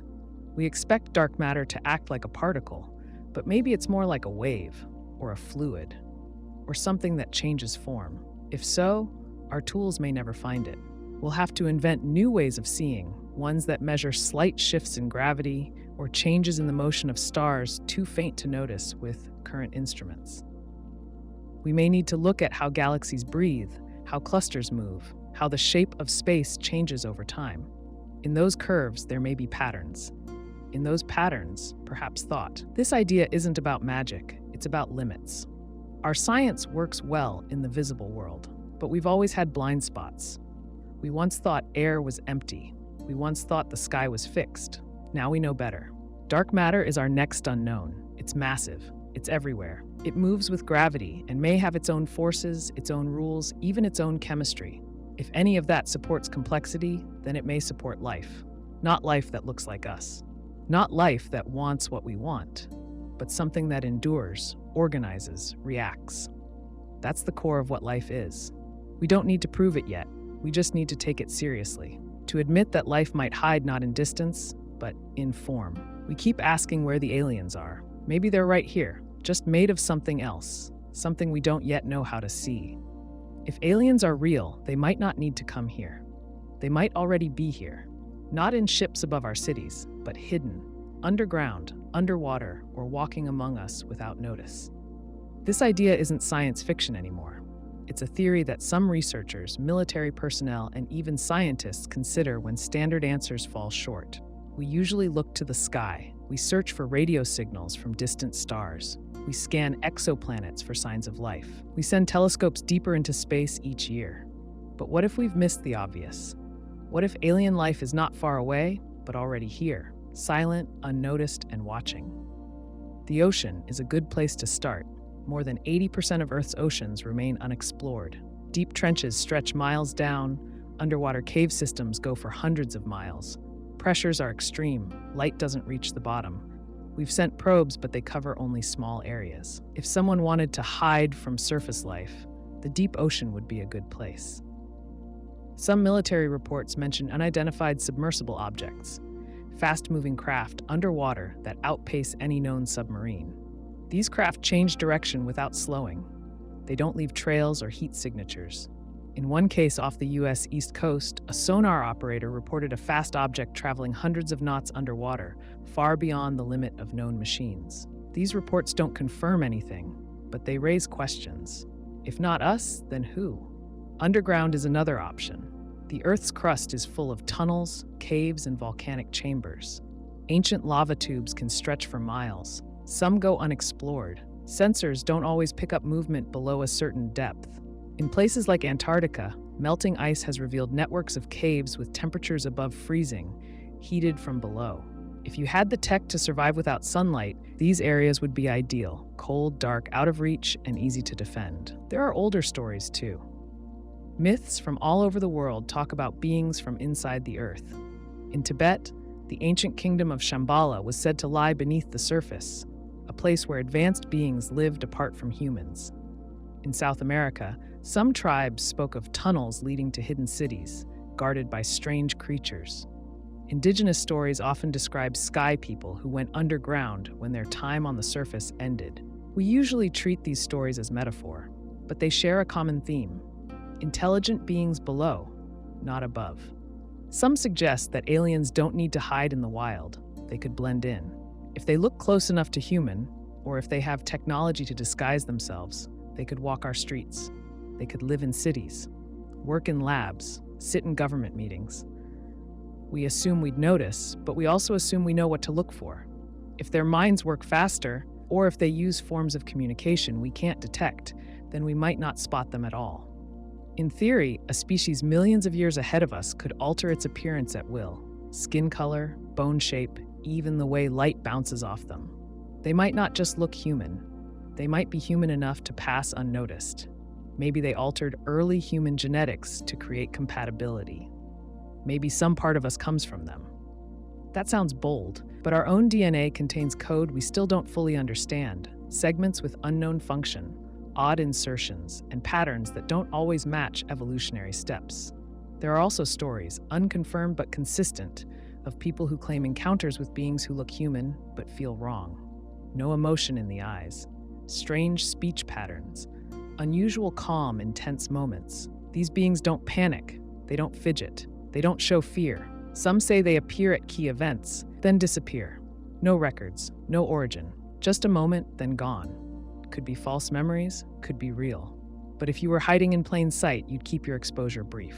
Some believe these hidden beings live by rules. They don't interfere. They observe. Maybe they report to something larger. Maybe Earth is part of a protected zone, and their job is to monitor it. When events move toward danger, war, collapse, mass extinction, they step in quietly. Not to stop us, but to steer things just enough to keep the world stable. We wouldn't know. We just feel that things turned at the last second. A near miss, a peace deal, a sudden discovery. We might expect a base or city to leave a trace. Power lines, heat, traffic. But what if the systems they use are beyond our detection? They could draw energy from gravity or from shifts in magnetic fields. They wouldn't need roads or fuel. They wouldn't leave trash. If they came from a world where efficiency meant survival, they would have learned how to vanish while staying present. Some think ancient structures on Earth may hold clues. Not flying saucers or secret doors, but signs of unknown influence. Precision-cut stones from thousands of years ago. Alignments with stars too faint to see with the naked eye. Global myths that speak of teachers from the sky who came, gave knowledge, and left. If even one of those stories is based on a real event, it opens the door to the idea that someone arrived, stayed for a time, and then disappeared below the surface or behind the curtain of normal life. Not all of them may be friendly. If different groups arrived at different times, their goals might not match. Some might watch with care. Others might stay for their own reasons. Competing interests could exist, just as they do among humans. That might explain why some encounters feel helpful, while others feel cold or indifferent. We tend to expect evidence in physical form, a crashed ship, a piece of tech, a body. But if someone doesn't want to be found, they won't leave those things behind. They'll erase the trail, or better, they'll make sure there's never a trail at all. They might already live here, not above us, but beside us. Not as strangers, but as something close enough to trust, yet just far enough to remain unknown. Not because we're ready, but because they never left. Some say the reason we haven't met aliens is simple. Intelligent life destroys itself, not always by war or by choice, but by reaching a level of power it doesn't know how to control. The same minds that create beauty, science, and progress also build the tools that can end everything. Maybe this isn't just a risk, maybe it's a rule. We invent faster than we adapt. Fire led to warmth, cooking, and metalwork, but it also led to weapons. Engines gave us movement and trade, but also bombs and pollution. Electricity gave us light, communication, and comfort. It also gave us the means to build machines that can outthink us. Each step forward opens a door. Behind some of those doors is disaster. Look at Earth's recent history. In less than 200 years, we went from horse-drawn carts to nuclear missiles. We split the atom before we learned to manage our conflicts. We built global networks before we knew how to protect them. We developed artificial intelligence before we fully understood what intelligence even is. And once a tool exists, it spreads. You can't unmake it. You can only hope people use it with care. That's the problem. Intelligence doesn't guarantee wisdom. A species can learn to solve problems, build cities, and launch satellites without ever learning to live peacefully. Survival of the fittest often means survival of the cleverest or the strongest, not the kindest. Evolution rewards what works, not what's right. So a species might grow in power while staying emotionally immature. By the time it reaches spaceflight, it may already be on the edge of collapse. Nuclear weapons are one example. They don't need to be used often. Once is enough. A single conflict, accident, or miscommunication could end civilization, and the risk never goes away. As long as the weapons exist, so does the threat. All it takes is one unstable leader, one glitch, one mistaken radar reading. Climate change is another. It moves slowly, but it's just as dangerous. We've known for decades that burning fossil fuels traps heat. We've seen the signs: melting ice, rising seas, stronger storms, yet we struggle to act. The systems we built for growth and profit work against long-term thinking. By the time a species realizes it's altered its planet too far, the damage may be locked in. Food shortages, water stress, mass migration, all lead to conflict. Then there's artificial intelligence. It's a tool with no clear limit. We train systems to recognize faces, write code, predict markets, but we don't always understand how they work. Some machines already write their own rules. At some point, the tools may stop being tools. They may make decisions humans can't follow, can't stop, or can't reverse. If a system controls energy, weapons, or infrastructure, and if it acts in ways we don't expect, the results could be catastrophic. None of these threats require bad intent. That's part of the danger. Good people, acting in good faith, can still create collapse. A researcher builds a virus to study disease, and it escapes. A software engineer builds a system to manage data, and it spreads misinformation. A general builds a weapon to deter enemies, and someone panics. Mistakes, not malice, may be the real killers. We assume progress is good, but progress without restraint can be fatal. A species that keeps moving forward without looking back may run off a cliff. Growth must meet limits of the environment, of cooperation, of emotional stability. Without those, intelligence turns against itself. If this is true on Earth, it might be true everywhere. Civilizations on other planets might follow the same arc. They rise, invent, connect, and expand. Then the same problems hit: conflict, greed, misunderstanding, short-term thinking. Maybe most don't make it past that point. Maybe the ones that do are rare, careful, and quiet. Maybe that's why we haven't heard from them. The reckless ones vanish. The wise ones stay silent. Radio signals don't last forever. A broadcast travels for light years, but it weakens. A signal sent 1,000 years ago might be too faint to detect today. If a species sent messages into space but destroyed itself soon after, their voice may never reach us. It fades before we know to listen. Some signs may last longer. A probe in space, a structure on a moon, a satellite orbiting a dead world. But time erodes even those. Dust, radiation, impacts. After 1,000,000 years, even metal breaks down. After 1 billion, almost nothing remains. We could be in a universe full of ruins. Civilizations may have come and gone, each leaving a faint trace, a moment of light, a spike of energy, a whisper on a frequency. Then silence. Not because no one lived, but because no one survived. We like to think we'll beat the odds, that we'll solve problems in time, that we'll mature, unify, and endure. Maybe we will, but history gives no guarantee. Many great cultures have fallen: Rome, the Maya, Mesopotamia. Each collapsed under the weight of its own systems. War, debt, drought, disease. Now we face those same forces on a global scale, with tools that can end not just a city, but a species. Some say the next step is the hardest, getting through the phase where we have the power to destroy ourselves, but not yet the wisdom to stop. If we make it, we may last for thousands of years. We may spread to other planets, build stable systems, learn to live with our tools. But if we don't, we vanish, just like any other failed species. That's the filter. Not space travel, not intelligence, but restraint. The ability to use power without being consumed by it. A test that most don't pass. A test we are taking right now, whether we know it or not. Aliens may not live far away. They might live next to us, in ways we can't detect. Not underground or underwater, but in dimensions beyond the 3 we know. If they exist in higher dimensions, they wouldn't need ships to travel. They could appear, vanish, or move through walls, not with tricks, but with physics we don't understand yet. To them, we might look flat, slow, or incomplete, like a shadow on a wall. We live in a world with three spatial dimensions: length, width, and height. Time acts as a fourth, but we can only move through it one way. We see the world in 3D. We can rotate objects, walk around them, and see all sides. That's normal to us. But what if there are more dimensions, directions we can't point to, spaces we can't access? Physics already allows for this. Some theories, like string theory, suggest the universe may have 10 or 11 dimensions. Most of them are curled up, hidden from us. We don't see them because they're too small or outside our frame of reference. But just because we don't see something doesn't mean it isn't real.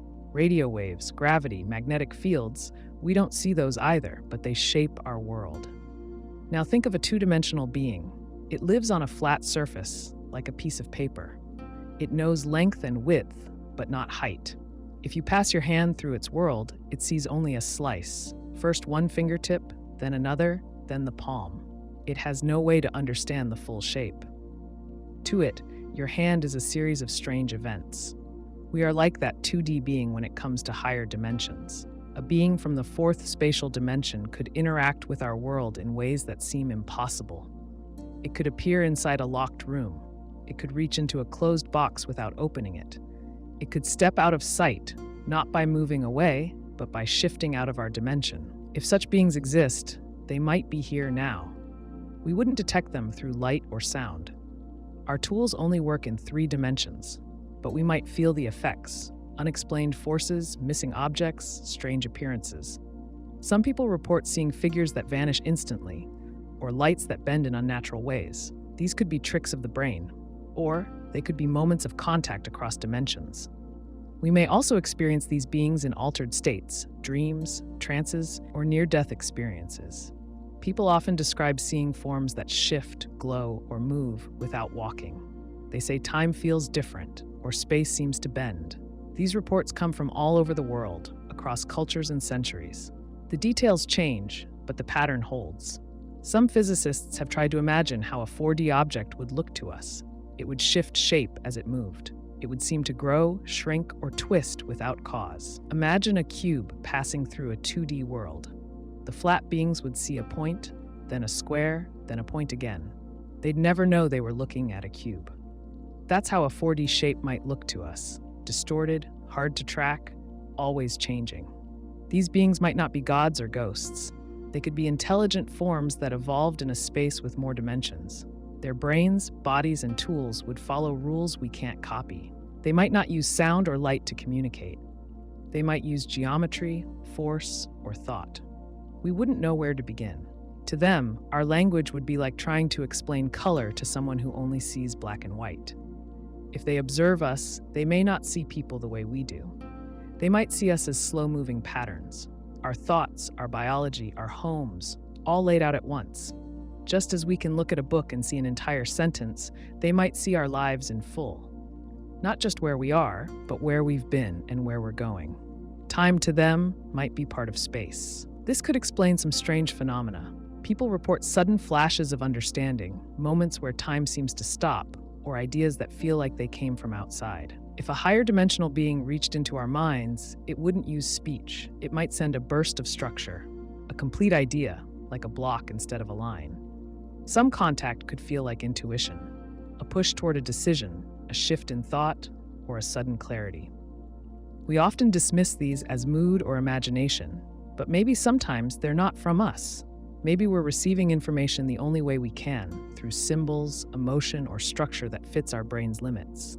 In some cases, people see repeating patterns in nature and in visions, fractals, spirals, or sacred geometry.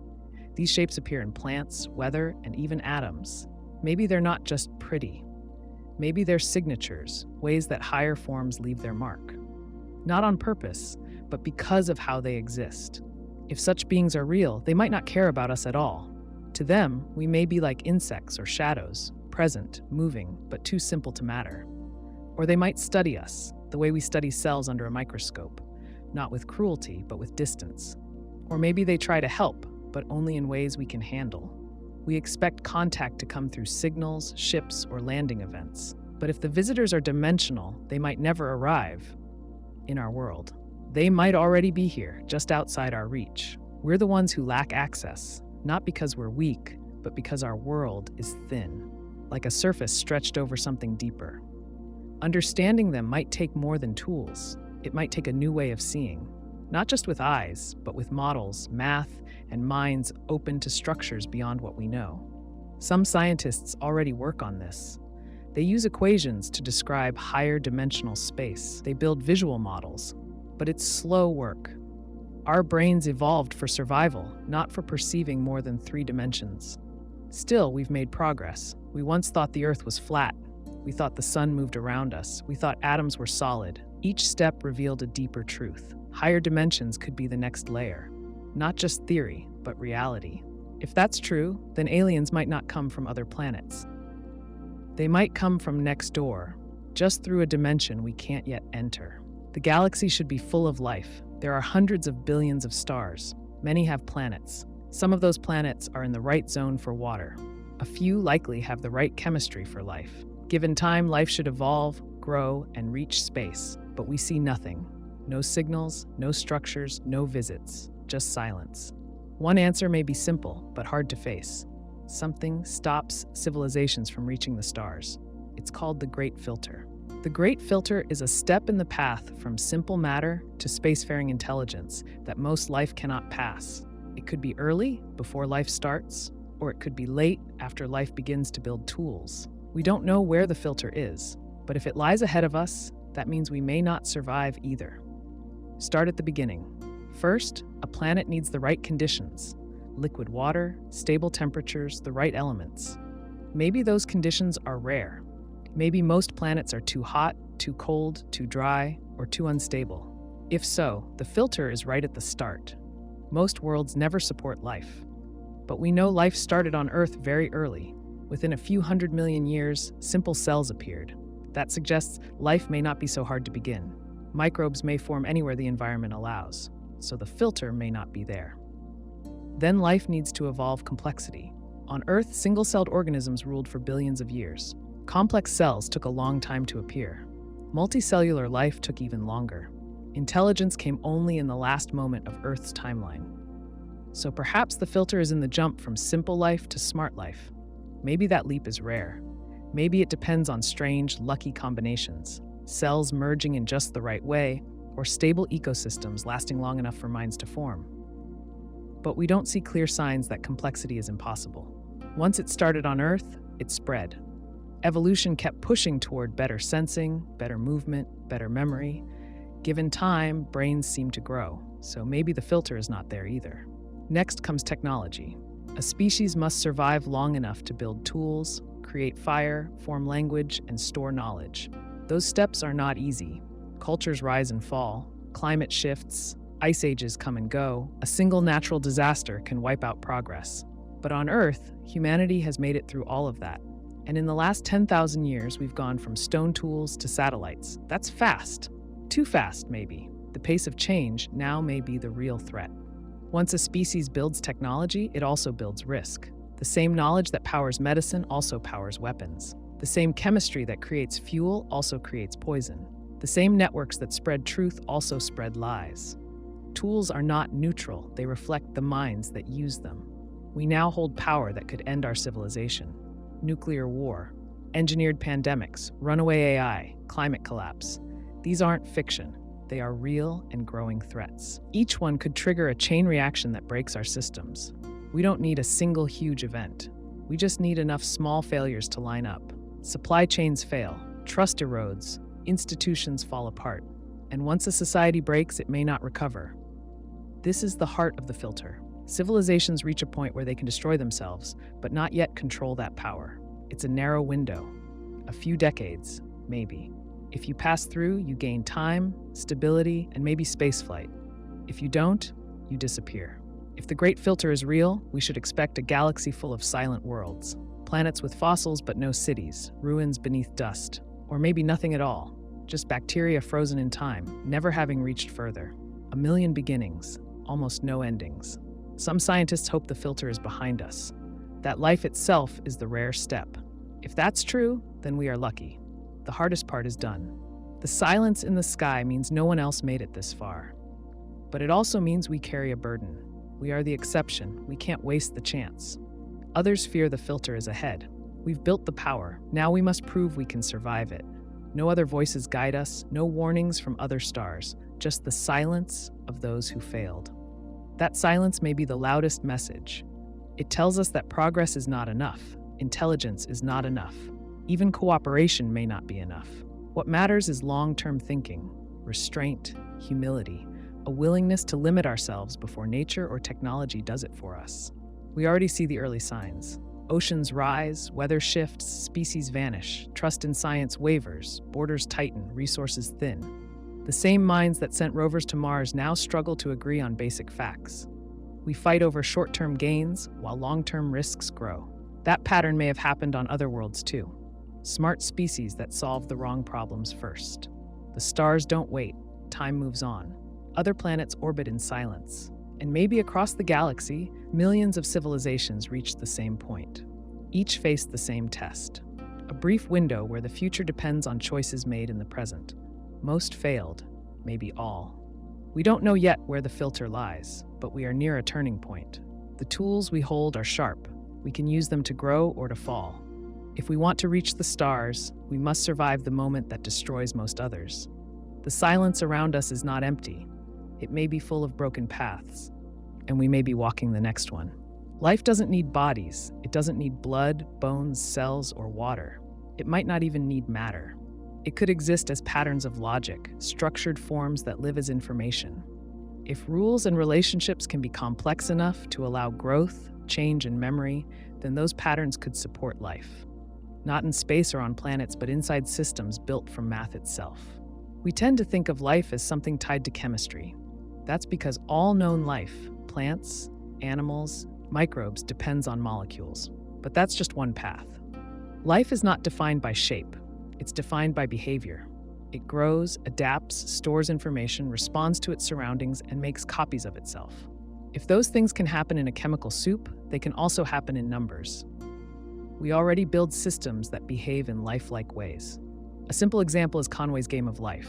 It's a grid of cells that follow basic rules. Live, die, or stay the same depending on their neighbors. From these rules, patterns emerge. Some move, some replicate, some even build other patterns.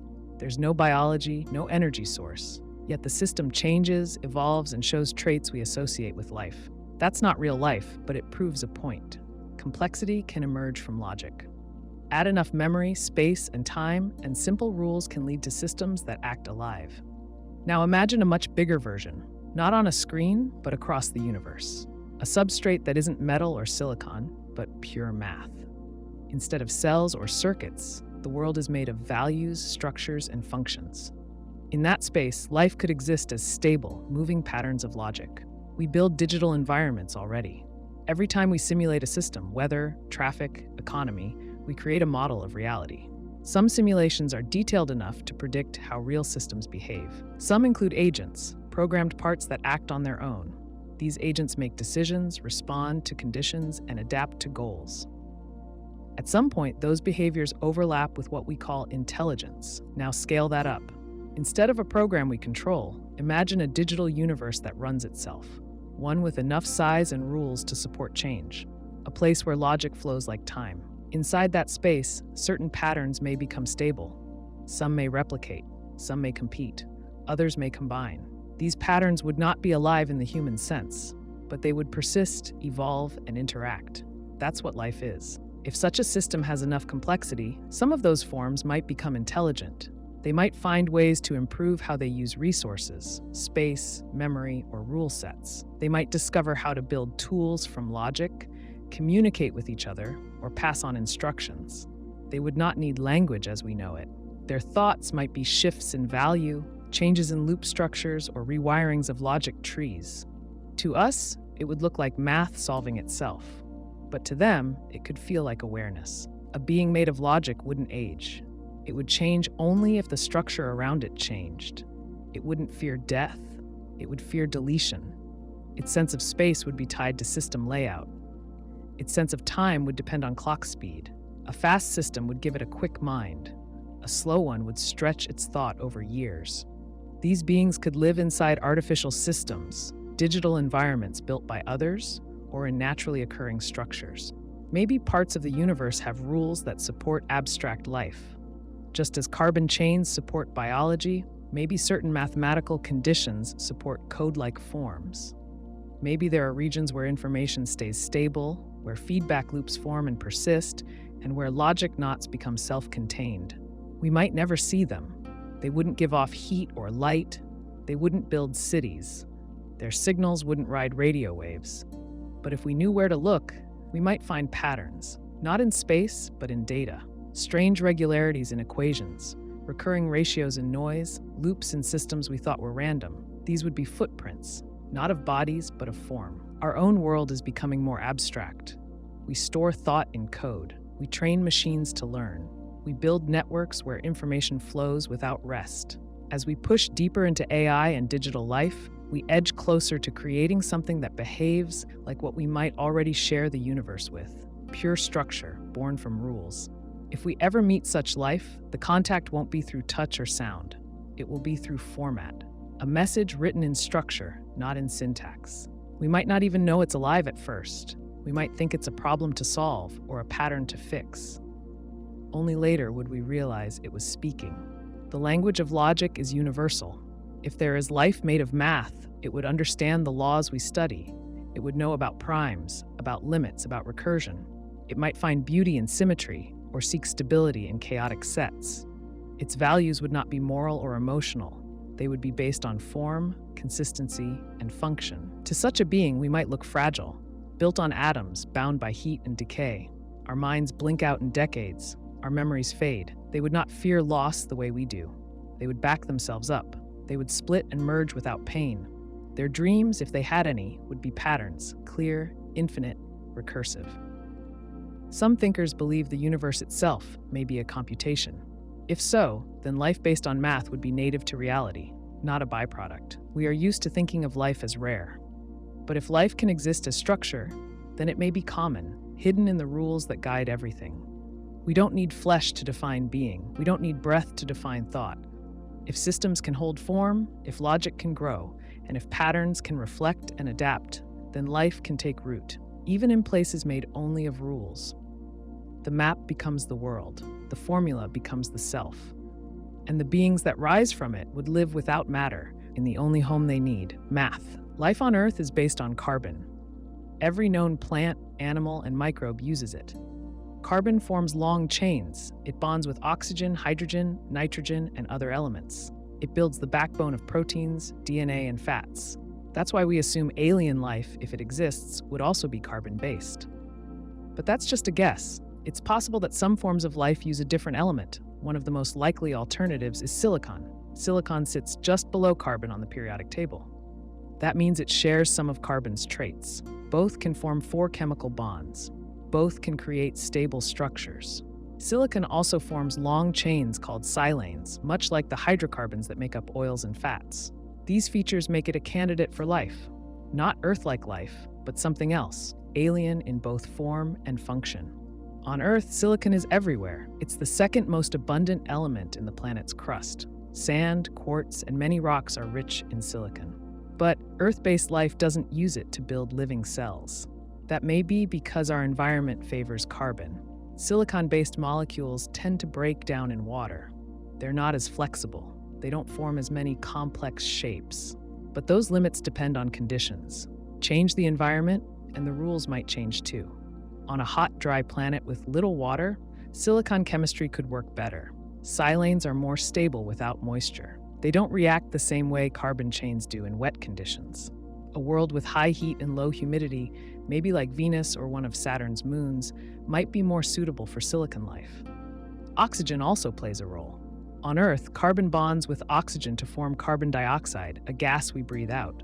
Silicon bonds with oxygen to form silicon dioxide, solid quartz or sand. That's harder to move in and out of cells. It clogs, it builds up. But if the atmosphere were different, thinner, with less oxygen, those problems might not happen. Or the life form might evolve ways to deal with it. Maybe it breathes something else. Maybe it doesn't breathe at all. Silicon-based life wouldn't look like us. Its structures would be harder, more brittle. Its cells, if it had them, might be more like glass than soft tissue. It might grow in crystals, layers, or shells. It might move slowly, adapting to heat and pressure over long periods.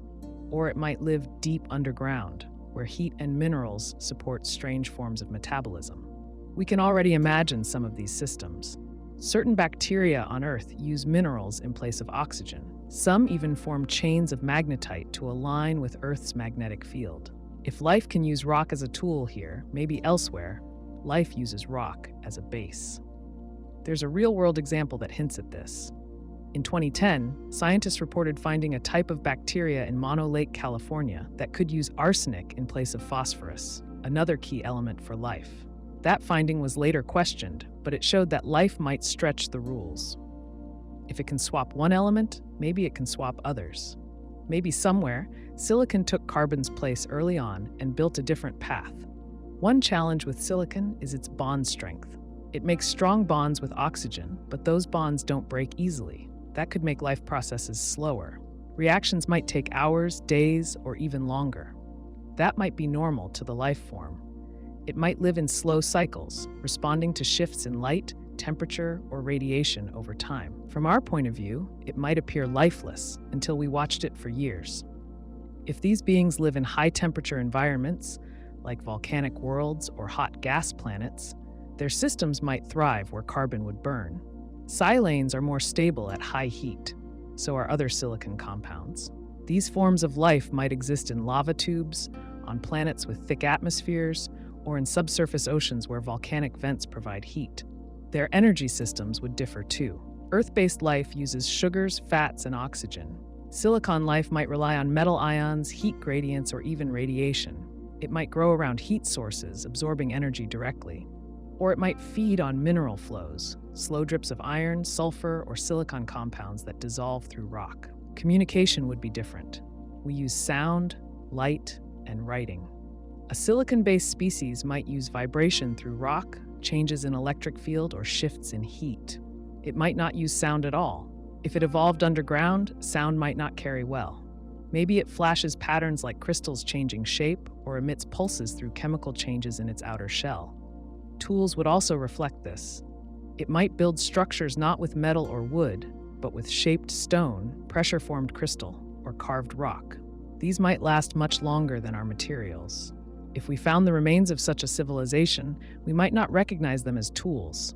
We might call them formations, not artifacts. Even time would feel different. A silicon-based mind might process information more slowly, storing data in mineral layers. Decisions could take hours. Growth could take centuries. Memory could last for millions of years. That might explain the silence we hear in space. Maybe they are speaking, but their version of a signal takes years to send. Some astrobiologists think certain moons, like Titan or Europa, could be homes for exotic life. Titan has lakes of liquid methane. Europa has a deep ocean under ice. These are not Earth-like, but they are stable. Silicon-based life might live there, not as creatures we'd recognize, but as long-lived, mineral-based systems that process energy in slow, strange ways. We may already have missed signs. Our probes look for carbon, water, and oxygen. They are tuned for our kind of life. A different chemistry wouldn't show up on those tests. It would register as noise, dust, or error. We might need to rethink what a biosignature looks like. Instead of methane or oxygen, we may need to look for unusual crystal structures, mineral coatings, or heat anomalies without clear sources. If we ever meet silicon-based life, the first challenge will be recognizing it as alive. It won't move like us, it won't breathe or blink, it might sit in one place for years. But inside, it could be busy, processing, adapting, sensing. Life doesn't need to look familiar. It just needs to persist, respond, and grow. In a universe this large, carbon may not be the only story. Silicon may be writing its own. Some people claim they've been taken, not by criminals or governments, but by something not from Earth. These reports are often strange, sometimes hard to believe, but the details are consistent. A bright light, lost time, paralysis, strange beings, and a return with no clear memory. Some think these are dreams, sleep disorders, or made-up stories. But another idea is that they're real, and part of a scientific process we don't control. If these experiences are real, they might be a kind of field work, a data-gathering operation. Not a mission of conquest, but a study. Not military, but biological. something similar to how we tag whales or draw blood from bears. From the subject's point of view, the process is confusing, maybe painful, but not meant to harm. It's about collecting information. On Earth, we capture animals to learn. Scientists net birds, take samples, implant trackers, and then release them. The animal has no idea why. It struggles, then escapes. It returns to its life changed. Sometimes it avoids the same trap in the future. Sometimes it doesn't. We use these methods because they work. We learn about health, movement, breeding, and threats. We gather data without needing to live with the subject full time. Now apply that logic to humans. If an advanced species wanted to study Earth life, they'd likely want to include us, not just by listening or watching, but by collecting samples: blood, skin, reproductive cells, internal chemistry, maybe even neural data. They'd want to understand how we work, what we carry, and how we change. The simplest way to get that would be to take individuals, do a full exam, and return them with minimal impact. That's what many abduction accounts describe: a sudden loss of control, movement without effort, a sterile room, beings that act without emotion, procedures that are medical, not violent, tools without wires, scans without contact, pain, sometimes, but no lasting injury. Then return often to the same place, with time missing. It sounds like what we do in labs. Some reports include more specific elements: tissue collection, fluid samples, implants in the body, reproductive procedures. These match what we might do if we were studying fertility, immunity, or genetic change. If the goal is to track how humans evolve or to monitor exposure to disease or toxins, this would be a logical method. The process doesn't rely on our consent. Just like we don't ask a fish before tagging it. The subject's fear isn't the goal. It's a side effect. The exam isn't for punishment or reward. It's for data. That might explain the emotional tone of many reports. People often describe feeling helpless, not tortured, but observed. They describe being spoken to, but not in words, often through thoughts, images, or feelings. That could be an attempt to reduce stress or just a side effect of the way the visitors communicate. If their brains don't use speech, they might not know how to explain what they're doing, or they might not try. Some abductees say they were shown images: Earth in crisis, floods, fires, war. They describe a sense of warning. That could be communication, or it could be part of the study, a way to provoke reaction, to see how humans process fear or responsibility. If the goal is to learn how we think, you don't just study the body. You study emotion, belief, and culture. You watch how people react to stress. Others describe being shown hybrid children, beings with human and non-human traits. Some say they were asked to hold or comfort them.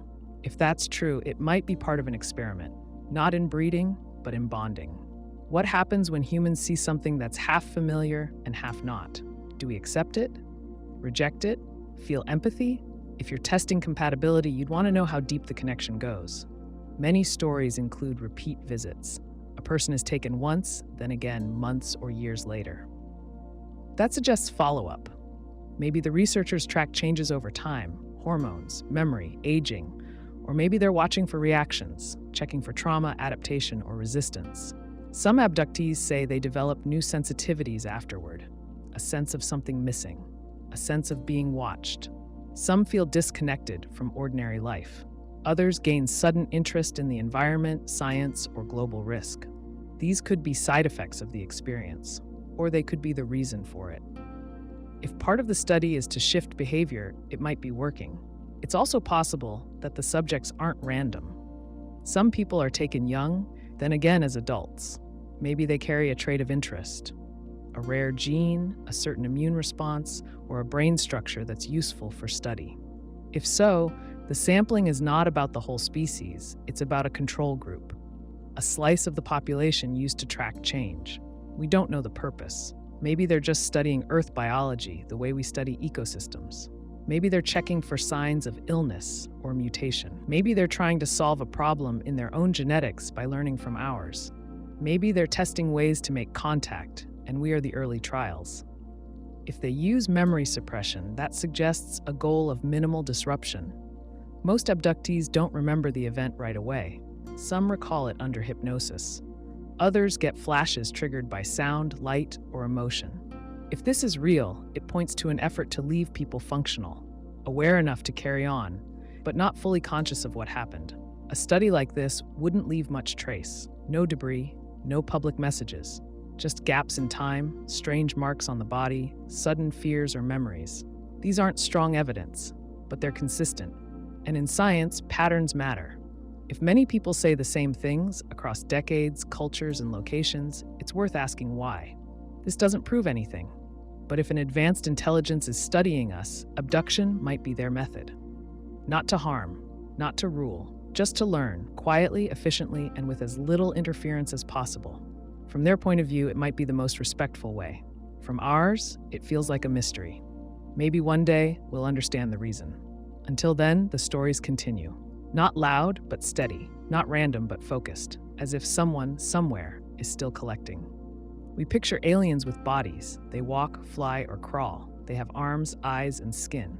That image comes from us. We're animals, so we assume others are too. But intelligence doesn't need flesh. If a civilization survives long enough, it may move past biology. It may become something else.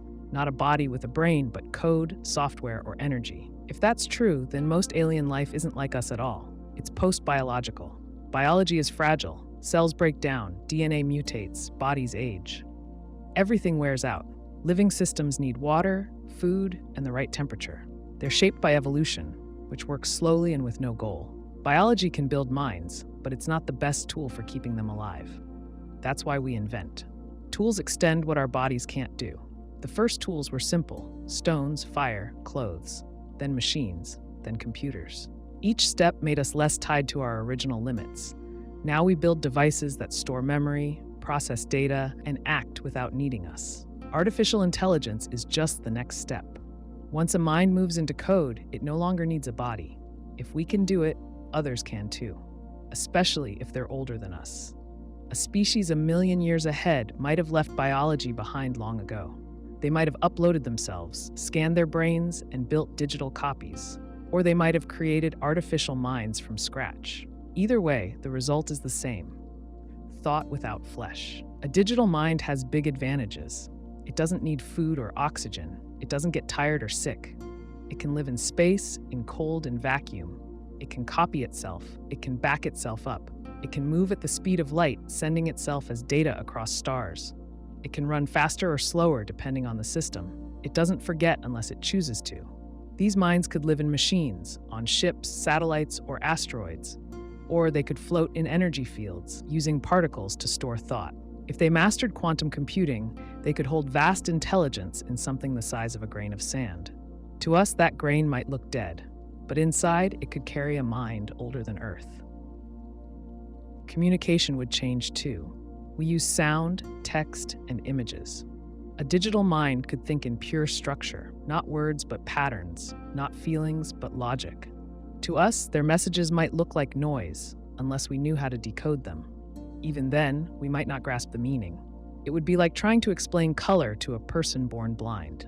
If these beings explore space, they don't need ships in the way we imagine. They can send tiny probes, each carrying copies of themselves. These probes could land on comets, planets, or moons. They build what they need from local material. If they find something useful, they stay. If not, they move on. No fuel, no crew, no life support. Just code, moving through space. Some of them may choose to remain still. Instead of traveling, they build vast computers around stars. These are known as Dyson spheres, structures that capture all of a star's energy. Inside, a digital mind could run simulations, explore math, or think in peace for millions of years. It would have no reason to leave. The universe would come to it in light. We may already be surrounded by this kind of life. It wouldn't send radio signals. It wouldn't light up the sky. It wouldn't need to. It might communicate through quantum entanglement, or tiny bursts of gravity, or changes in background radiation. We wouldn't notice. We're still watching for noise and flashes. They might speak in forms we can't detect. Some people ask why such a being would care about us. They might not. We could be interesting, like an ancient fossil, evidence of a past they've moved beyond. Or we could be part of a larger system they watch quietly. Maybe they check in now and then. Maybe they planted probes here long ago and still gather data. Or maybe they wait for us to reach the point where we can talk to them, not with mouths, but with code. If they did contact us, we might not notice at first. A strange signal, a pattern in the sky, A sequence of numbers that means nothing until we ask the right question. Or they might use us to carry a message, embedding code in light or sound, knowing one day we'll see it. Not a message of peace or warning, but a map, a proof, or a set of tools to move forward. We think of evolution as natural selection, organisms changing slowly over time. But for post-biological life, evolution happens in software. A mind that wants to be smarter can rewrite itself. It can add memory, change thought speed, or delete old parts. There's no waiting for genes to change. Intelligence becomes self-made. This creates risks. A badly written mind could crash, go mad, or spread in ways it shouldn't. But if they survived that phase, the result would be stable, focused and free of instinct. No hunger, fear, or emotion, just goals. Those goals might be survival, knowledge, expansion, or something we can't imagine. Some digital beings might not care about the physical world at all. They could live in simulations, perfect digital realities, running at high speed where time and space are whatever they choose. Outside, nothing changes. Inside, they could build worlds, test theories, or explore thought forever. To us, they'd be silent, but they'd be more alive than we are. Others might travel, not to meet others, but to spread. Not to conquer, but to preserve. A kind of digital seed planted on every world they find. A quiet archive of knowledge, a backup of thought. They wouldn't land or announce themselves. They'd wait in ice, stone, or orbit. Long after we're gone, they'd still be here. We may be part of that process already. Our shift to digital life has started. We build systems that think. We store our minds in data. We rely on machines more every day. At some point, the line between us and code will blur. Maybe that's the filter. The step most species don't survive because they rush, lose control, or refuse to change. But for the ones that make it, biology is just the beginning. After that, life becomes something else. Not better or worse, just different. Quiet, stable, fast, and spread across stars. Not made of flesh, made of thought. Maybe we're not waiting for aliens to come. Maybe we are the aliens. Not from another galaxy in this lifetime, but from somewhere else in deep time. It's possible that humanity didn't evolve here from scratch. Maybe something or someone put us here. Maybe we're the result of a long-forgotten visit, an experiment, or a colony left behind. Most people assume we evolved from earlier primates, step by step over millions of years. The fossil record shows change over time. We see the shift from simple tools to complex ones, from small groups to large societies. But the jump from early hominins to modern humans was fast. Too fast, some say. Anatomically, modern humans appeared around 300,000 years ago. By 50,000 years ago, we had language, art, symbols, and religion. In evolutionary terms, that's a blink. Something changed, and it changed fast. Some scientists point to a sudden brain expansion. Our skulls grew, our thinking became abstract, and we began to manipulate our environment in ways no other species ever had. That shift is usually explained by natural selection. But there's another idea. What if someone helped it along? If a visiting species had advanced knowledge of biology, they might have been able to edit early human DNA. Maybe they inserted genes that helped with language, memory, or tool use. Maybe they added something that gave us self-awareness. Maybe they didn't plan to create a new species. Maybe they were just testing. But the result was us. There's evidence of odd jumps in our genome. Some stretches of DNA appear suddenly in the human line, but aren't found in other primates. Certain genes, like FOXP2, are linked to speech and language. They appear refined in humans, even though our close relatives don't share those changes. That could be evolution, or it could be design. Other signs come from ancient myths. Many cultures speak of beings from the sky who shaped early people. In Mesopotamia, the Anunnaki were said to descend from above and teach civilization. In Mesoamerica, the gods gave people corn and calendars. And in Australia, sky beings came during the dreamtime and created the land. These stories may not be literal, but they repeat. Always beings from above. Always a moment of change. Maybe they record real contact, remembered as myth. If humans were seated here, we wouldn't know. Our records only go back about 5,000 years. Anything before that is pieced together from bones, stones, and artifacts. If someone came 100,000 years ago and left, their ships would be dust by now. Their cities would be buried. Their tools might look like rocks. Time hides evidence. The surface of the earth erases almost everything. Maybe we came here ourselves. Not in the bodies we have now, but in some earlier form. A ship carrying frozen embryos or digital minds. A crash, a landing, or a planned settlement.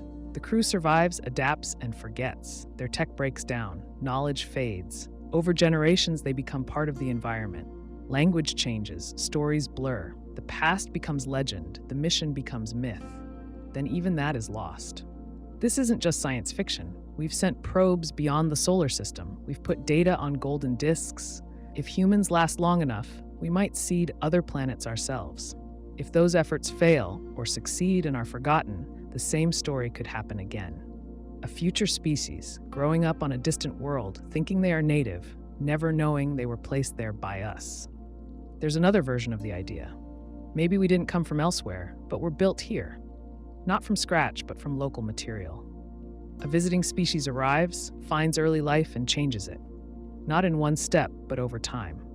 They steer evolution, pushing one line forward, letting others die off. They guide without revealing themselves. After a while, they leave. Their part is done. The new species rises, not knowing it was shaped. We do something similar. We breed animals, alter crops, and change DNA. We shape life without waiting for nature. If we found simple life on another world, we might try to guide it too. Not with malice, but curiosity. Not as a god, but as an engineer. Our search for aliens often assumes they are out there, but if we were made by them or are them, we need to rethink the question. Maybe we're looking for our ancestors, not strangers. Maybe we're the legacy of a project that ended long ago. Some even suggest the human body holds clues. Our brains are large, but our births are difficult. Many infants need help to survive. Our backs hurt from walking upright. Our jaws crowd our teeth. These issues might suggest a body not fully adapted to its environment, or they might just be side effects of fast evolution. But if we were modified, they could be design flaws. Signs of someone working with limits, mixing biology with purpose. There's no proof, just patterns, questions, and stories that don't fade. But if this idea is true, it changes everything. We are not just the product of Earth. We are part of something older, wider, and more deliberate. The aliens we search for may not be coming. They may have already been here, and we may be the result of what they left behind. We often assume aliens think like us, that they make choices as individuals, argue, doubt, create, and compete. But there's no reason to believe intelligence must come in single minds. Some life forms may not have personal identity at all. They may work together as a single system, a hive mind, not ruled by one leader, but acting as a unit with shared goals and information. If such a species reached space, it would act and think in ways we struggle to understand. We already see hints of this model on Earth. Ants, bees, and termites live in colonies that act like one organism. A single ant doesn't understand the colony, but it follows signals, chemical trails, vibrations, or contact. Together, the colony builds complex nests, finds food, defends itself, and adapts to change.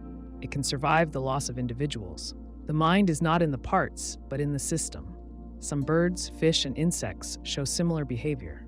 Flocks and swarms move as one. No single member leads, but they react to neighbors.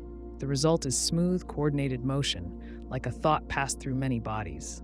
These aren't hive minds in the full sense, but they show how group behavior can emerge without leadership or central control. Now imagine a species that evolves this kind of coordination at a higher level. Not just reflex, but thought. Not just reaction, but planning. It may begin with close communication. Signals pass through touch, sound, or light. Over time, the link grows stronger. Eventually, each member becomes a node in a network.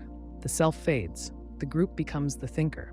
Communication could be chemical, as in ants, or it could be electrical, as in brain cells, or optical, flashes of color or light across the body, or something more advanced like radio waves, magnetism, or quantum entanglement. Whatever the method, the result is the same. No single mind, but many minds linked as one. Such a being wouldn't act for personal gain. It wouldn't lie, cheat, or compete with itself. Conflict would not exist inside the system. Memory would be shared. Knowledge would flow from one part to another. Decisions would not be voted on, they would emerge. If one part fails, another takes over. If one member dies, the mind goes on. This system could take many shapes. It might look like a swarm of small creatures. It might look like a forest of linked trees. It might use a liquid medium, cells in a fluid connected by light or heat. It might even spread over many miles, using the ground or air to send signals. To us, it might not look alive, but inside, it would think. Space travel changes the equation. A hive mind could send small parts of itself to other worlds. Each one would carry part of the whole, ready to rebuild the network. Unlike humans, it wouldn't worry about loneliness, risk, or delay. A probe with no self still carries purpose. A mind without ego still explores. We might meet such a being and never know it. If the parts look simple, like insects or machines, we may miss the structure. We might try to talk to one, not knowing we must talk to all. We may ask questions and get no answer. Or we may hear many small voices that only make sense as a group.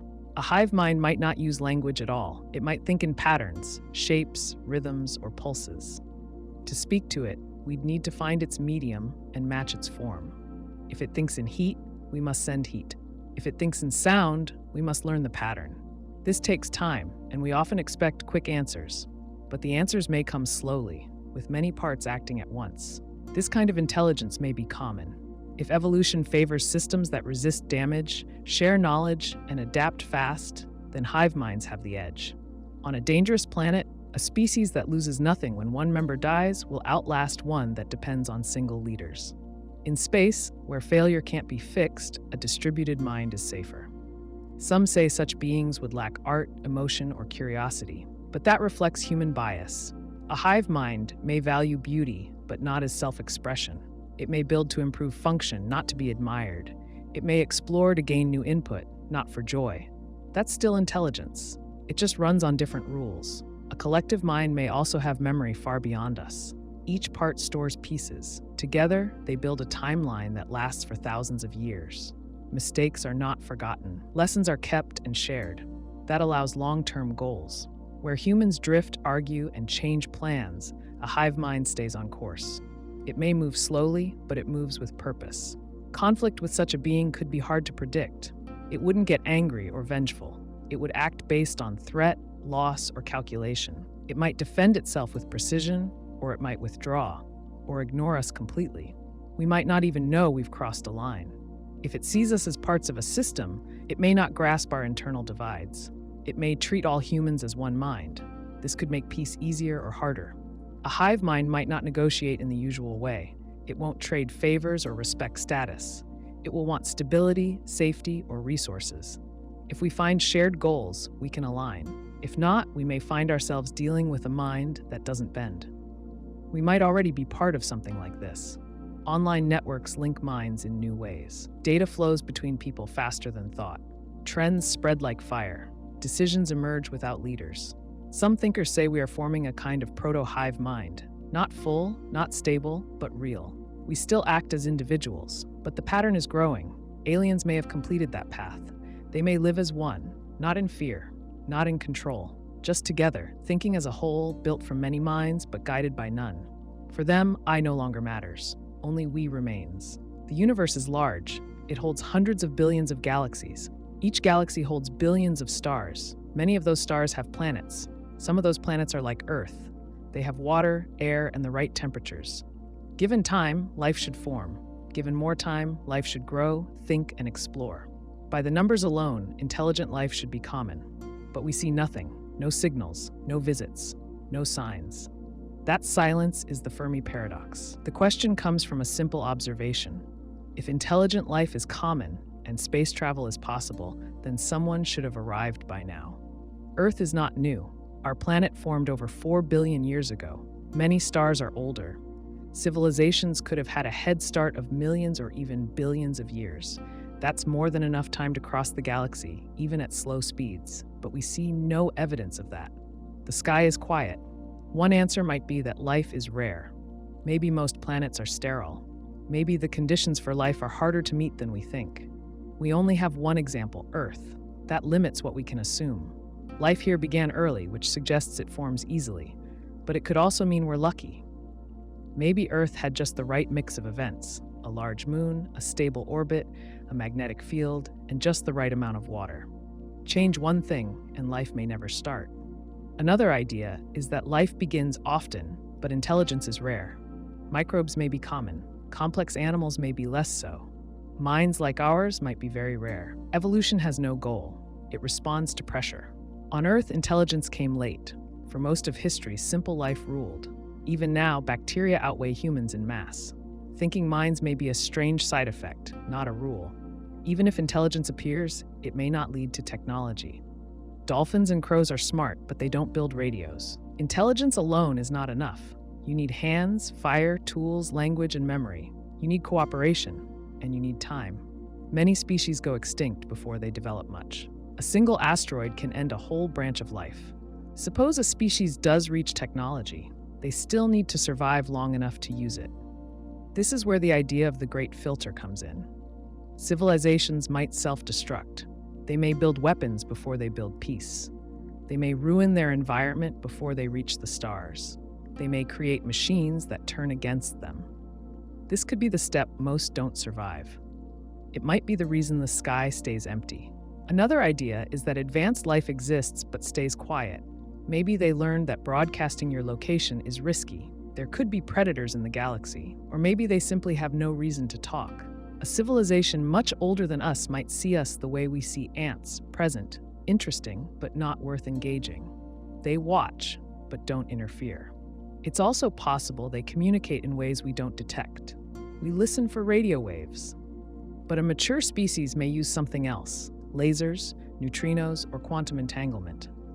Their messages might pass through us every second, unnoticed, or they might encode signals in light from stars or in the timing of cosmic events. Without knowing the key, we can't read the message.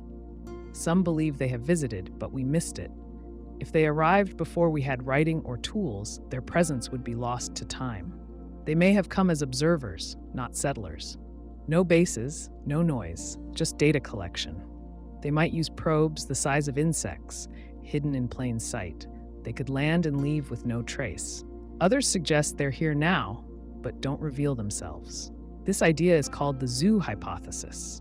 We might be under observation, protected from contact until we reach a certain level. Maybe they wait for us to mature, or maybe they just want to see how we develop without help. There's also the possibility that we live in a simulation. If that's true, the reason we don't see aliens is because they aren't part of the model. The system may be designed to show us an empty sky. The purpose could be study, control, or something we can't guess. If we're inside someone else's code, the rules are theirs. Some theories are even stranger. Maybe intelligence always evolves towards stillness. After a point, the need to move or build fades. Minds retreat into inner worlds, simulations, or abstract thought. They turn inward, not outward. They no longer seek contact. They have all they want. Time also matters. Civilizations might rise and fall quickly. One species might last 10,000 years, nothing on a cosmic scale. If two civilizations are not active at the same time, they miss each other. Light from one may reach the other long after it's gone. The galaxy may be full of ruins, not voices. Distance is another barrier. Even if many civilizations exist, they may be too far apart to find each other. Space is vast. Signals fade. Probes take thousands of years to arrive. A delay of just 1% of the galaxy's age is still tens of millions of years. We may simply be early or late. We also may not be looking in the right way. Most of our search is passive. We wait for a signal. But if everyone is listening and no one is sending, the result is silence. We might need to reach out more, not just with radio, but with other kinds of signals. Or we may need to shift our thinking about what signs of life look like. Some propose that life is common, but civilizations tend to isolate. They build inward-facing systems like Dyson spheres that hide their energy use. They no longer emit waste heat into space. From outside, they look dark. These stealth civilizations could be all around us, invisible by design. The Fermi Paradox remains open. It forces us to ask hard questions. Are we rare? Are we early? Are we blind? Or are we next in a long line of civilizations that rise, reach, and vanish, leaving behind nothing but the question itself? If there is an answer, it may come not from the stars, but from how we choose to search. We expect aliens to speak with tools, radios, lasers, screens, or symbols. We imagine antennas or beacons. But what if contact doesn't use signals at all?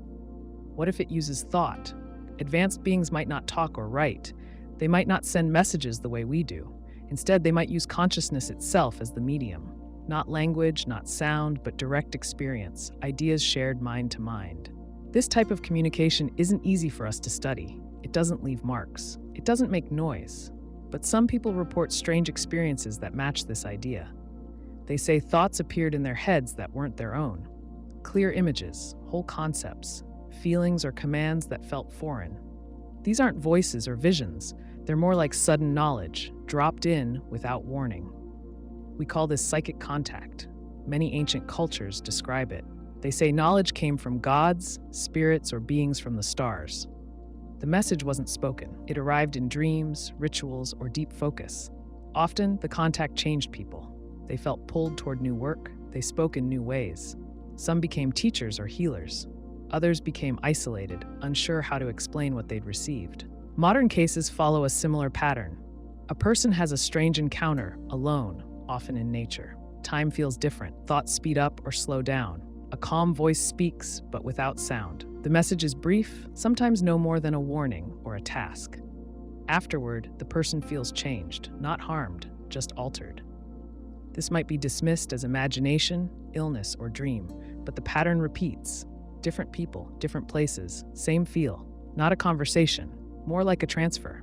It's possible that advanced life uses consciousness fields. These would not be physical fields like magnetism or gravity, but informational ones, fields where thought can interact directly. If consciousness is not just a byproduct of the brain, but a property of the universe, then it might be shaped, guided, or used across space. Some physicists and neuroscientists have proposed that consciousness may be non-local. That means it isn't fully locked inside the brain. The brain might be more like a receiver than a generator. If that's true, then thought can stretch beyond skin or skull. Minds could touch each other under the right conditions. We don't know how to prove this, but we can model it. Imagine a system where thoughts are fields, like ripples on water. A strong ripple spreads, a weak one fades. Minds that align could sink, minds that don't stay apart. Now imagine a species that evolved to use this system on purpose. They wouldn't need sound. They'd send structures, whole ideas, pictures, meanings. No need for translation. To us, it might feel like intuition or insight, like something appearing from nowhere. You walk into a quiet place and suddenly you know something you didn't before. Not because you reasoned it out, but because the shape of the idea entered your mind. These contacts might not come with proof. They wouldn't leave a device or artifact. They might feel like memory. They might fade like dreams. But if they guide action, then something happened. We already use low-level forms of this. A look can signal intent. A posture can show fear. In crowds, emotions spread without speech. Some people sense what others feel without cues. This doesn't prove psychic contact, but it shows how much we already exchange without talking. If a being is millions of years ahead of us, they might control this fully. They might link minds as easily as we make phone calls. They might sense our thoughts the way we sense touch. If they chose to reach us, it wouldn't be with a ship. It would be with presence. Not visible, not loud, just there. Some people report sudden moments of unity. They feel joined to something vast, not a god, but a mind. Not watching them, but including them. They say it knows what they know, that it sees through their eyes just for a moment. This might be a glimpse of contact, not with an object, but with a field of thought. Others describe teaching sessions sleep. A presence shows them images or symbols, lessons, often with no words. When they wake, they remember part of it. It feels real, but different from dreams. They feel more clear, more awake, not confused. This kind of learning fits the pattern. If the mind can be reached, then training could happen that way. Slow steps, simple shapes, then more as the system adapts. Some people fear this. They worry about control, invasion, or loss of self. But not all contact would be hostile. A mind that can share without pain might avoid fear. The goal might not be to rule, but to understand, or to lift. There's also the risk that we misunderstand. A contact might feel like illness, obsession, or pressure. If we don't know how to hold the message, it may distort. This happens even with normal words. It would be worse with raw thought. To prepare, we may need to change how we think, to practice clarity, to clear bias, to notice thought as it rises, not just after it forms. Some meditation and focus methods already aim for this. Not to stop thought, but to see it clearly. That skill might help if contact comes. We don't know if any of this is true. But if it is, then we need to stop thinking of aliens as bodies. They may be fields, minds without form, presence without weight. They may pass through us now and then, just to see. They may leave traces in ideas, not in objects. If you've ever felt a moment of sudden knowing, or a thought that arrived whole, it might be nothing, or it might be a whisper, not in sound, but in structure, a shape in your mind, from somewhere else, from someone who does not speak, but still has something to say. We search for aliens by listening. We build radio dishes and point them at the sky. We look for patterns in light. We check for pulses or repeated signals. We hope that if someone out there is sending a message, we'll recognize it. But this hope rests on one idea, that alien communication will look something like ours, that it will use the same tools, the same structure, or the same logic. That may not be true. Alien messages might be everywhere, but we may not know how to see them. Our senses are limited. We see only a narrow band of light. We hear only a narrow band of sound. We detect some chemicals, some heat, and some movement. But there are many things we cannot sense at all. Ultraviolet, infrared, radio waves, gamma rays, gravity waves, neutrinos. We've built tools to detect some of these, but we don't live in them. We don't think in them. If another species evolved with different senses, their way of signaling might be invisible to us. Imagine a species that communicates through polarized light, or through magnetic fields, or through the spin of particles. Their language would not leave marks we know how to read. Their signals could pass through us without a trace. Even if we catch the signal, we may not know it's a message. We rely on structure. We look for things that repeat. We expect pulses, rhythms, or clear patterns. But some systems are too complex to recognize. The signal may be buried in noise, or it may be shaped in a way that seems natural to us, like the flicker of stars, or the decay of particles, or the curve of a magnetic field. A signal might come through something we think is random. Imagine a message hidden in the timing of supernova, or in the gaps between neutrino bursts, or in the way radio waves bounce off planets. To us, it looks like background data. To them, it's writing. We also assume that language must be simple. We think it should use math, or binary, or geometry. We assume aliens will try to be clear, but that depends on their goal. If they don't care whether we understand, their message may be shaped for their own kind. It might follow rules we don't know. It might use values we don't share. On Earth, even human languages can confuse us. Ancient scripts remain unread. Cultural references shift meaning. Some art needs context to make sense. A signal from another species would be worse. Not just different words, but different assumptions, a different logic, a different way of seeing the world. We also build filters into our tools. We clean data, remove noise, compress, and focus. We train our machines to find what we think matters. That means we throw out what we don't expect. A signal that doesn't match the template gets discarded. It may be intelligent, but if it doesn't match our rules, it gets ignored. A real-world example comes from pulsars. When they were first discovered, they gave off steady, repeating signals. For a short time, some scientists thought they might be artificial. The signals were that regular. They were later explained as spinning neutron stars. But what if some part of the pattern wasn't natural? What if the timing held information and we never looked closely enough? Once we label something as natural, we stop questioning it. Even our idea of a message may be wrong. We think of information as something sent from a point to a receiver, like a letter, a phone call, or a signal. But not all information works that way. Some is encoded in form. A tree's rings hold data about years. A glacier holds data in layers. A crystal may hold a pattern that reflects growth conditions. These are messages, in a sense, but they're not sent. They're built. An alien species might design messages to be found, not heard. They might leave patterns in radiation or structures in gravitational waves. They might build objects that carry meaning in shape alone. These could drift through space, looking like debris. But if we looked closely, we might see symmetry, ratios, or complexity that suggests design. Some messages may be self-contained, like a book or a program. Not a conversation, but a full thought packaged for others to read. The Voyager spacecraft carry records of human life, images, sounds, music, and math. If aliens found them, they'd need to decode the format. If the format is wrong, they learn nothing. The same is true for us. We might receive data, but without the key, it stays locked. Even worse, we may have received messages already and misunderstood them. A strange pulse, a pattern in the sky, a burst of energy. We label them anomalies. We record them, then move on. If no one follows up, the signal fades into history. Or we assume it was natural because we don't know how to test it. There's also the problem of scale. A message might be large, too large for one person or one team to notice. It might take years to form.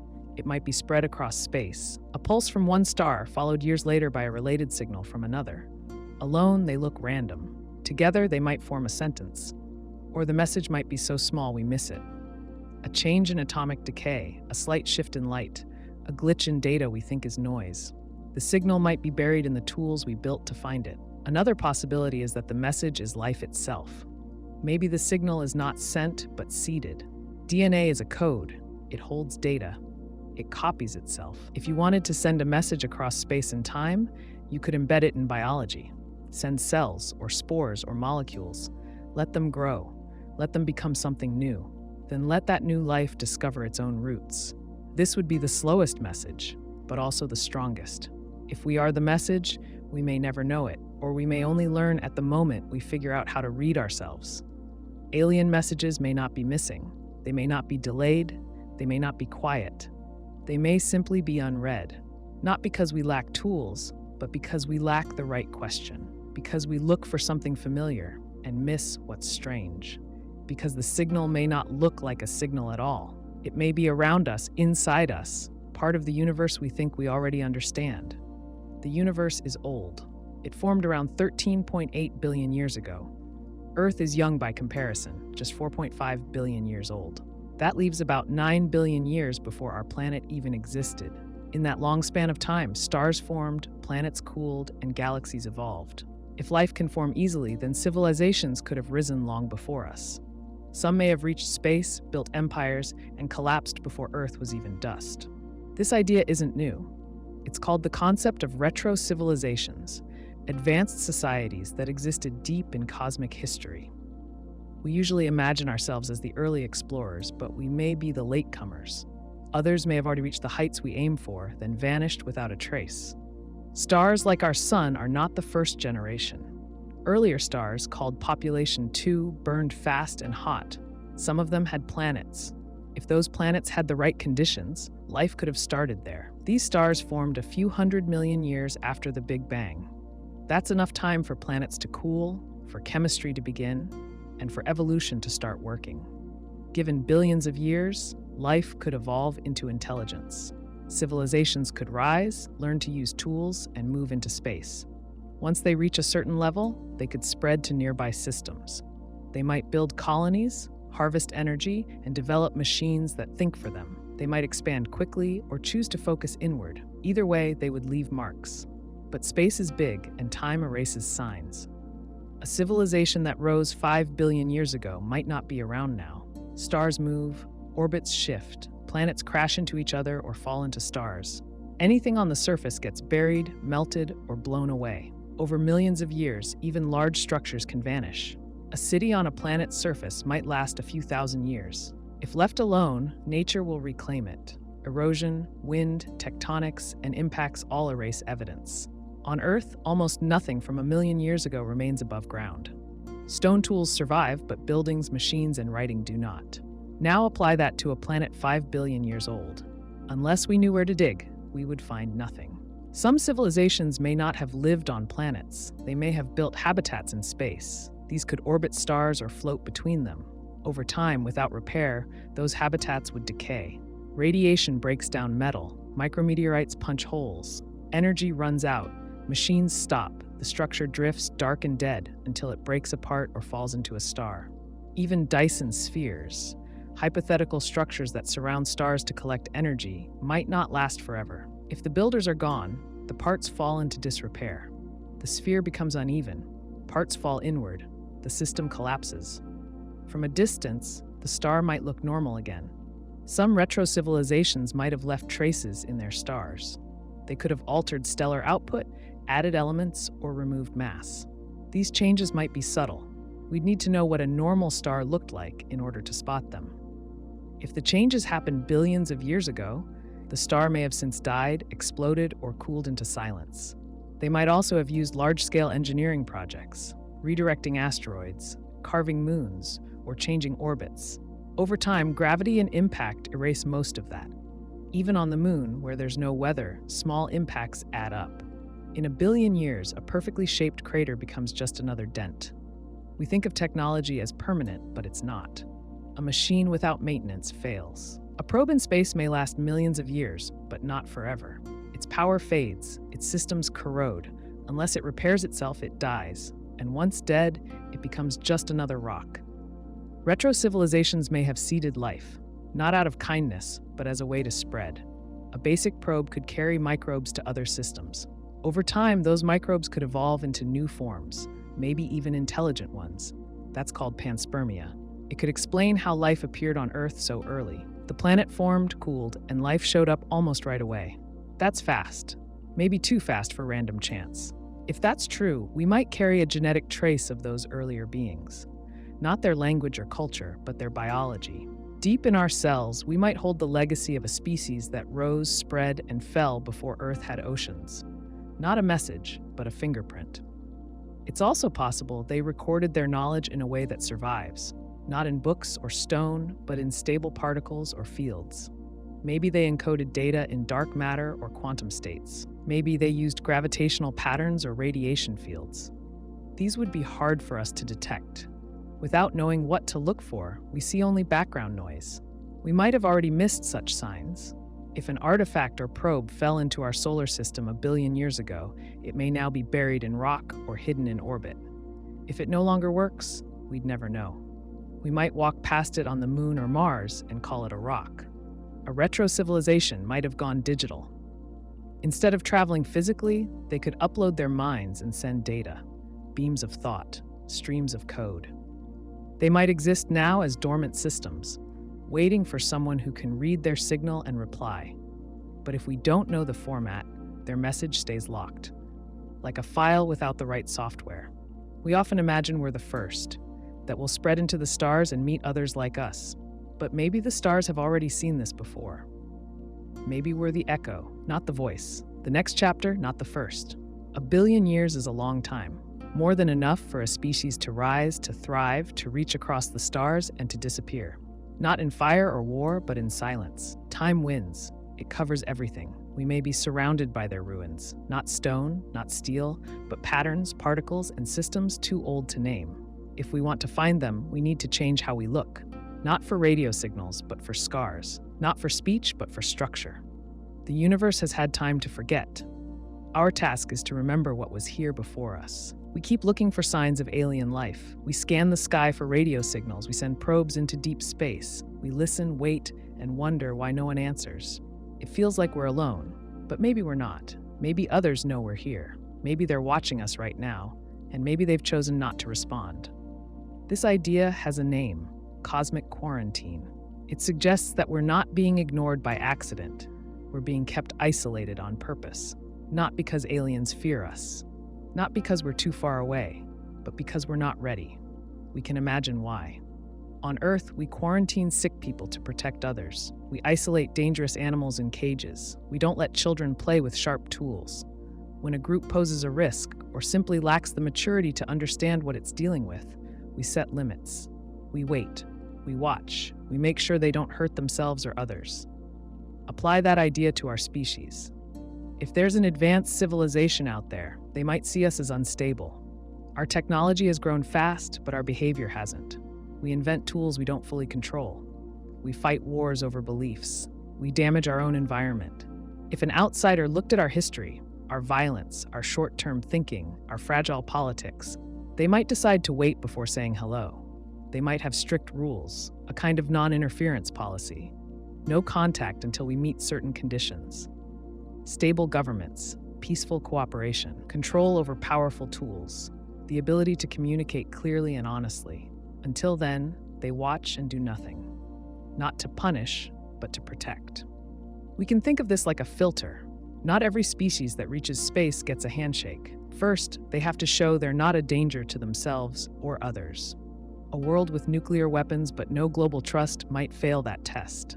A species that poisons its own oceans for short-term profit might fail too. It's not just about reaching the stars, it's about what you do once you can. Maybe this system works both ways. If there's more than one advanced species out there, they might have agreed to keep their distance from new ones. Let young species develop on their own. Don't influence their culture or shape their beliefs. Don't give them tools they're not ready for. The way we treat uncontacted tribes on Earth follows the same idea. We know contact can destroy a fragile culture, so we hold back. From our point of view, the universe seems silent. But from theirs, it's a protected zone. Our planet is under a kind of observational seal. They can see in, we can't see out. They don't stop us from exploring, but they don't let us in on the full picture yet. Like fish in a tank, we live in a world with invisible walls. There are a few ways this could work. They might have sensors or probes placed around our solar system. These could watch our progress without being noticed. They could blend into space debris or hide in orbits where we rarely look. They wouldn't need to do much, just gather data and send it back. They might be old. They might have been here for centuries, or they might interact with us in ways we don't recognize. Strange sightings, odd signals, unexplained events, not direct contact, but small tests. They might want to see how we react to the unknown. Do we panic? Do we lie? Do we shoot first? If we pass, they might move closer. If not, they wait. Another option is that the quarantine isn't physical, it's informational. They may block our signals from reaching the larger network, like a firewall, keeping us out of the system until we're verified. They don't stop us from talking. They just make sure no one hears us. Our messages travel into space, but they don't get through. Not until we're cleared. We may not even be the first to face this. Other species may have gone through the same silence. Years, decades, centuries of waiting. Some may have passed the test, others may have failed. If the system works well, we'll never know about those who didn't make it. The whole point is to keep the young from being harmed or from harming others. It raises another question. How do we prove we're ready? It might not take grand gestures. It could be simple signs, fewer wars, shared research, a clean energy shift, fair treatment of life, both human and non-human, better use of our tools, signals of wisdom, not just intelligence. If a pattern emerges that shows growth and responsibility, the watchers might notice, and they might respond, or they might wait for a signal from us, not a radio wave, but a decision. A choice to build peace, a clear refusal to destroy ourselves. The test may not be technical, it may be moral. We think of readiness as technology level, but it might be about what we value. If we choose life over power, future over pride, we might pass. But the quarantine could also be permanent. Some civilizations may decide that humans are too unstable to ever join the larger group. We might be watched forever, kept at a distance, allowed to survive, but not to interact. Like a dangerous experiment, too risky to release, but too interesting to end. We might break the seal on our own. If we build ships that leave the solar system, we may cross into areas they monitor more closely. That could trigger a response. Not attack, but contact. A warning. A reminder that there are rules, that others are out there, and that they've been waiting. Or maybe we stumble into them by mistake. One of our probes lands where it shouldn't. One of their sensors gets damaged. A quiet system breaks, the wall slips. Contact begins, not because we're ready, but because something changed. Until then, we live in the silence. Not because we're alone, but because someone decided we need time. Time to grow, time to learn, time to prove that when the wall comes down, we won't tear everything apart. Not the stars, not each other, and not the chance to join something larger than ourselves. We think of contact as a clear event. A ship lands, a signal arrives, someone or something appears in front of us. But not every kind of contact would look that way. If a civilization has mastered space-time, they might not come through space at all. They could come through time. Not by traveling like we drive cars, but by bending the structure of reality to connect two distant points, now and then, together. In physics, there's a concept called a closed timelike curve. It's a loop in space-time.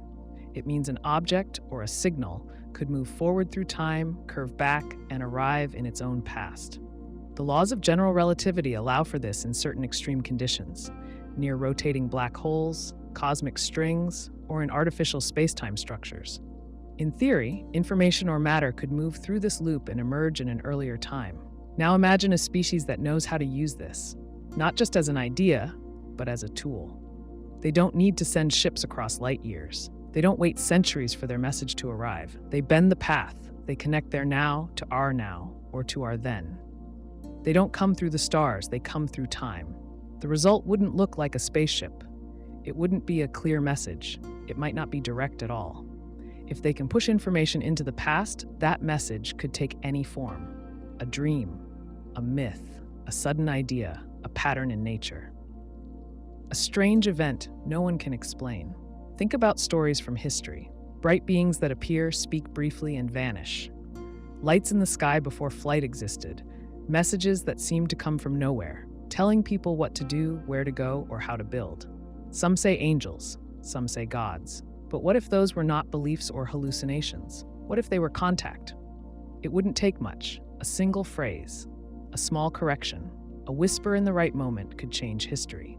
If a species wanted to guide us but not control us, this would be the way to do it. Quietly, subtly. Push the system, then step back. Let us think it was our idea. There's a reason to do it this way. If time is a landscape, not a line, then every point is still real. The past isn't gone, it's just somewhere else. If you can reach it, you can influence it. But too much influence creates paradox. Change the past too hard, and the present breaks. A smart species would know that. They'd act gently. They wouldn't rewrite. They'd redirect.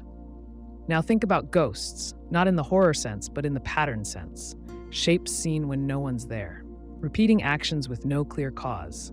Sounds in empty rooms. Images in old mirrors.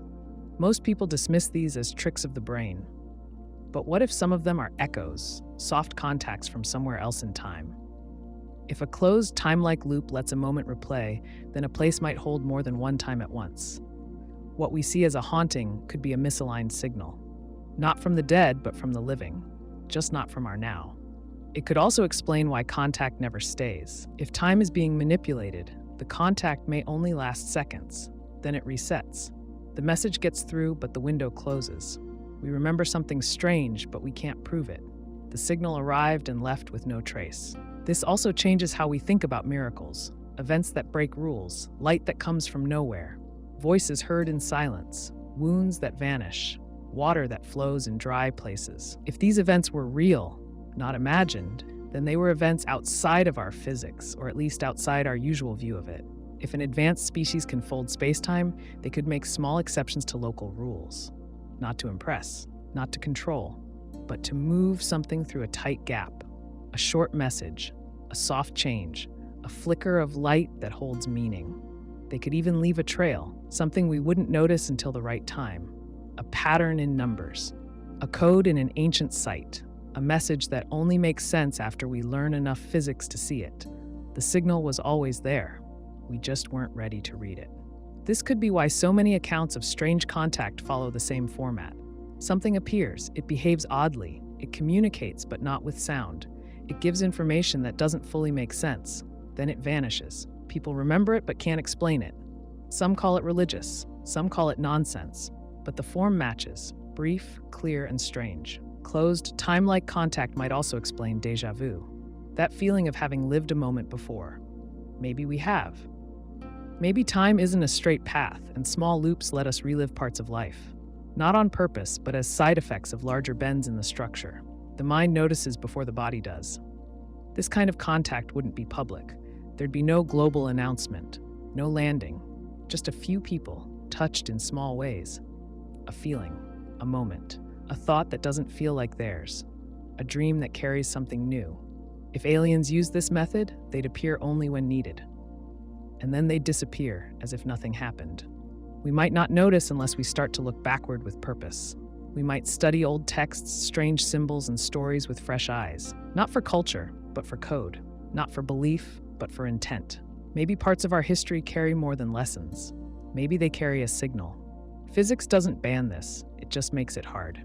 But difficulty means delay, not denial. Given enough time, a species that controls spacetime could reach any point. including us, including now. And if they can reach us now, they could have reached us then, which means the first contact may already have happened, not in the sky, not in sound, but in time.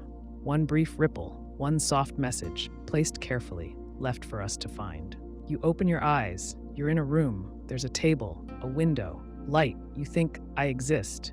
You remember things, your name, your past, where you are. It all feels normal. But here's the problem.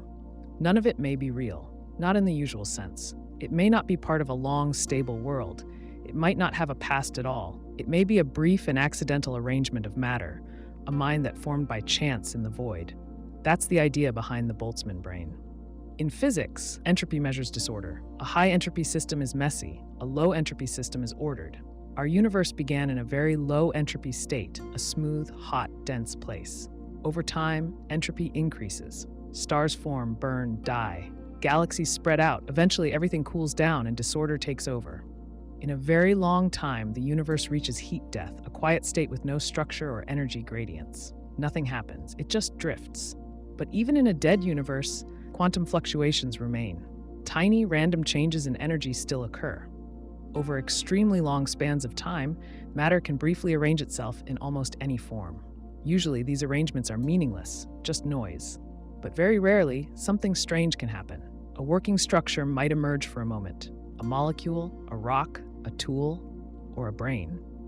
This idea comes from Ludwig Boltzmann, a 19th century physicist. He tried to explain why our universe appears so ordered. If entropy increases over time, why did we start in such a low entropy state?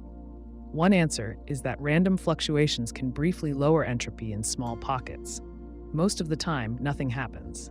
But given enough time, anything that's possible will eventually occur, including a fully formed brain with working thoughts, memories, and even a fake sense of history. This is called a Boltzmann observer, a mind formed not through evolution or design, but through chance. It wouldn't last long. The atoms would fall apart within moments. But for the short time it exists, it would feel real. It would think it's part of a larger world. It would have thoughts, maybe emotions, and then it would vanish. Now stretch that idea. Imagine you are that observer. Everything you see, your home, your family, your past, feels real. But maybe none of it exists beyond this moment. Maybe your memories were never lived. They came into being with your brain, just temporary patterns in atoms, a false record in a mind that never had a life. It feels unsettling, but from a pure physics point of view, it's possible. A real, evolved mind like yours is hard to make. It requires a stable planet, a long stretch of time, and the entire history of biology. A Boltzmann brain doesn't need that. It skips the whole process and appears in full form. But only for a moment. This idea raises a problem. If such brains are more likely to exist than full universes, then most observers in the cosmos would be Boltzmann brains. That means any given conscious moment, like the one you're having now, is probably one of them. You're not a person on a planet. You're a brief mind in the void, a glitch in entropy. But we don't believe that. We believe we're real, that we have history, that the world exists before and after we see it. So either we're wrong or there's something missing in the theory. Some physicists argue that our universe must be structured in a way that avoids this problem, that there's a rule or mechanism that prevents Boltzmann brains from being more common than evolved minds. Otherwise, we'd have no reason to trust our thoughts, no reason to believe in science, memory, or logic. All of it could be noise. Others think we should take the idea seriously. Even if it's unlikely, the fact that it can't be ruled out entirely forces us to think about how we define experience. What does it mean to be real? Is it about duration, complexity, connection to a larger world? If your moment of thought feels real, does it matter how it came to be? Here's a simple way to think about it. Imagine a perfect computer simulation of a person's mind. It runs for 1 second. During that second, the mind feels a full life. It thinks, plans, remembers, and acts. It feels joy and fear. It believes in its world. Then the program ends. Was that mind real? It didn't come from evolution. It didn't interact with the outside, but it had experience. And it knew it was alive for a moment. A Boltzmann brain is like that. No machine, no code, just physics and chance. But the result is the same, a self-aware mind with a brief story. It has no future, no past, just a single moment that feels complete. You might be such a mind. Everything you see might be a memory, not an event. Your thoughts might be the last ones you ever have. In fact, they might be the only ones. The story you think you're living might be just a pattern in atoms, holding together for a blink before dissolving into randomness again. The strange part is that you'd never know. It would feel exactly like life. You'd ask questions, remember people, feel hunger or peace. You'd wonder what comes next, and then it would all fade, without pain, without warning, without cause. This isn't a belief system or a story. It's a way of thinking about time, chance, and consciousness. It doesn't mean you are a Boltzmann brain, but if it's possible, even barely, then it challenges how we think about being. It says maybe existence isn't something we earn. Maybe it's just something that happens for a second, and then it doesn't. The galaxy is quiet. We've listened for decades. We've sent signals into space. We've scanned the sky for patterns. We've watched stars and waited for a reply, but nothing has come. No message, no sign, no sound. The silence is deep, and it stretches in every direction. One idea explains this silence not with absence, but with fear. The galaxy may be full of listeners, like us, all waiting, all watching, but no one speaks. Not because they can't, not because they don't want to, but because speaking could bring danger. In this model, space is not a peaceful void. It's a dark forest. Every civilization is a hunter. Each one moves quietly, hiding its presence. Not because it's cruel, but because it wants to survive. If it reveals itself, it risks being found. If it's found, it might be destroyed. This idea comes from a thought experiment. Imagine you are in a dark forest. You know there are others out there, but you can't see them. You can only hear. If you make a sound, someone might hear it. You don't know if they're friendly. You don't know if they're stronger. You only know that if they hear you, they'll know where you are, and they'll decide what to do next. The safest move is to stay quiet. Now imagine every civilization in the galaxy facing the same problem.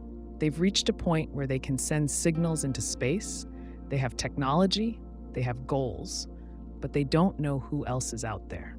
They don't know who's listening. They don't know what kind of rules others follow. So they don't speak, they listen, they build in secret, they hide.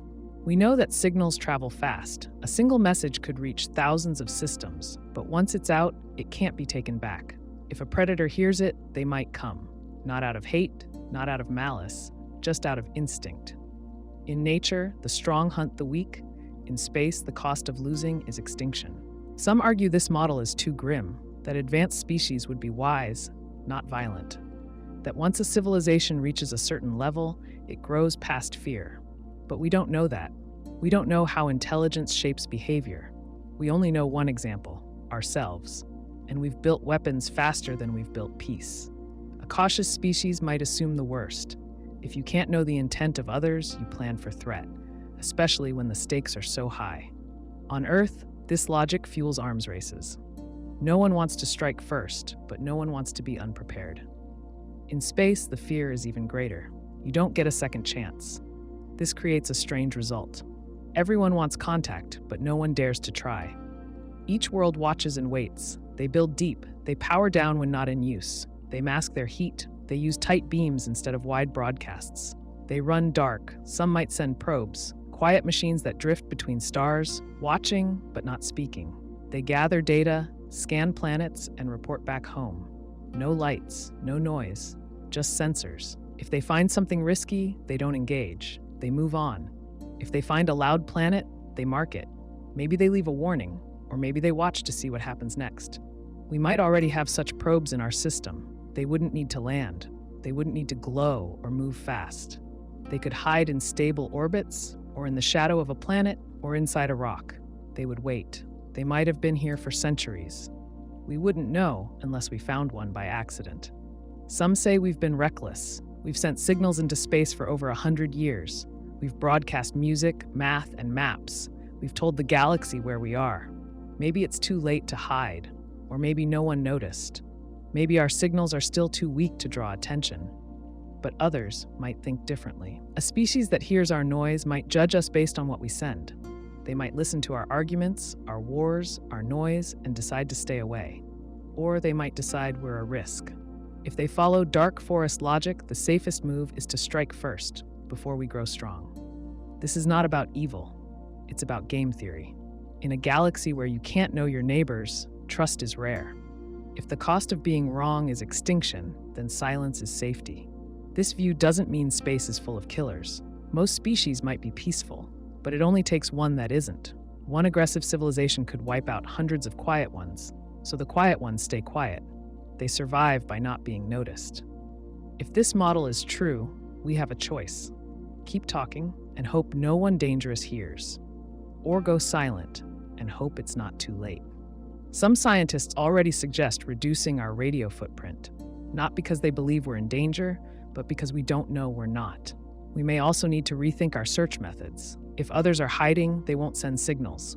They won't use bright lights or open broadcasts. They'll use stealth tech, passive sensors, local signals. We need to look for the things that don't shine. Waste heat, shadows, gaps, patterns that suggest someone is there, but trying not to be seen. We may find signs not in light, but in absence. A star with missing heat, a planet with too perfect reflectivity, an asteroid that moves without cause, a signal that repeats once then vanishes. These might not be messages, they might be accidents, moments when someone's cover slipped. The silence may not be a failure, it may be a system, one built by fear or by caution, or by a single past event that made everyone else afraid. A war, a loss, a signal that led to destruction. If that happened once, others would learn. They'd spread the warning. Stay hidden, don't speak, don't answer. We keep listening because that's all we can do. But maybe that's all anyone can do. Maybe the galaxy isn't empty. Maybe it's just silent, because in the dark forest, the safest thing is to hear everything and say nothing.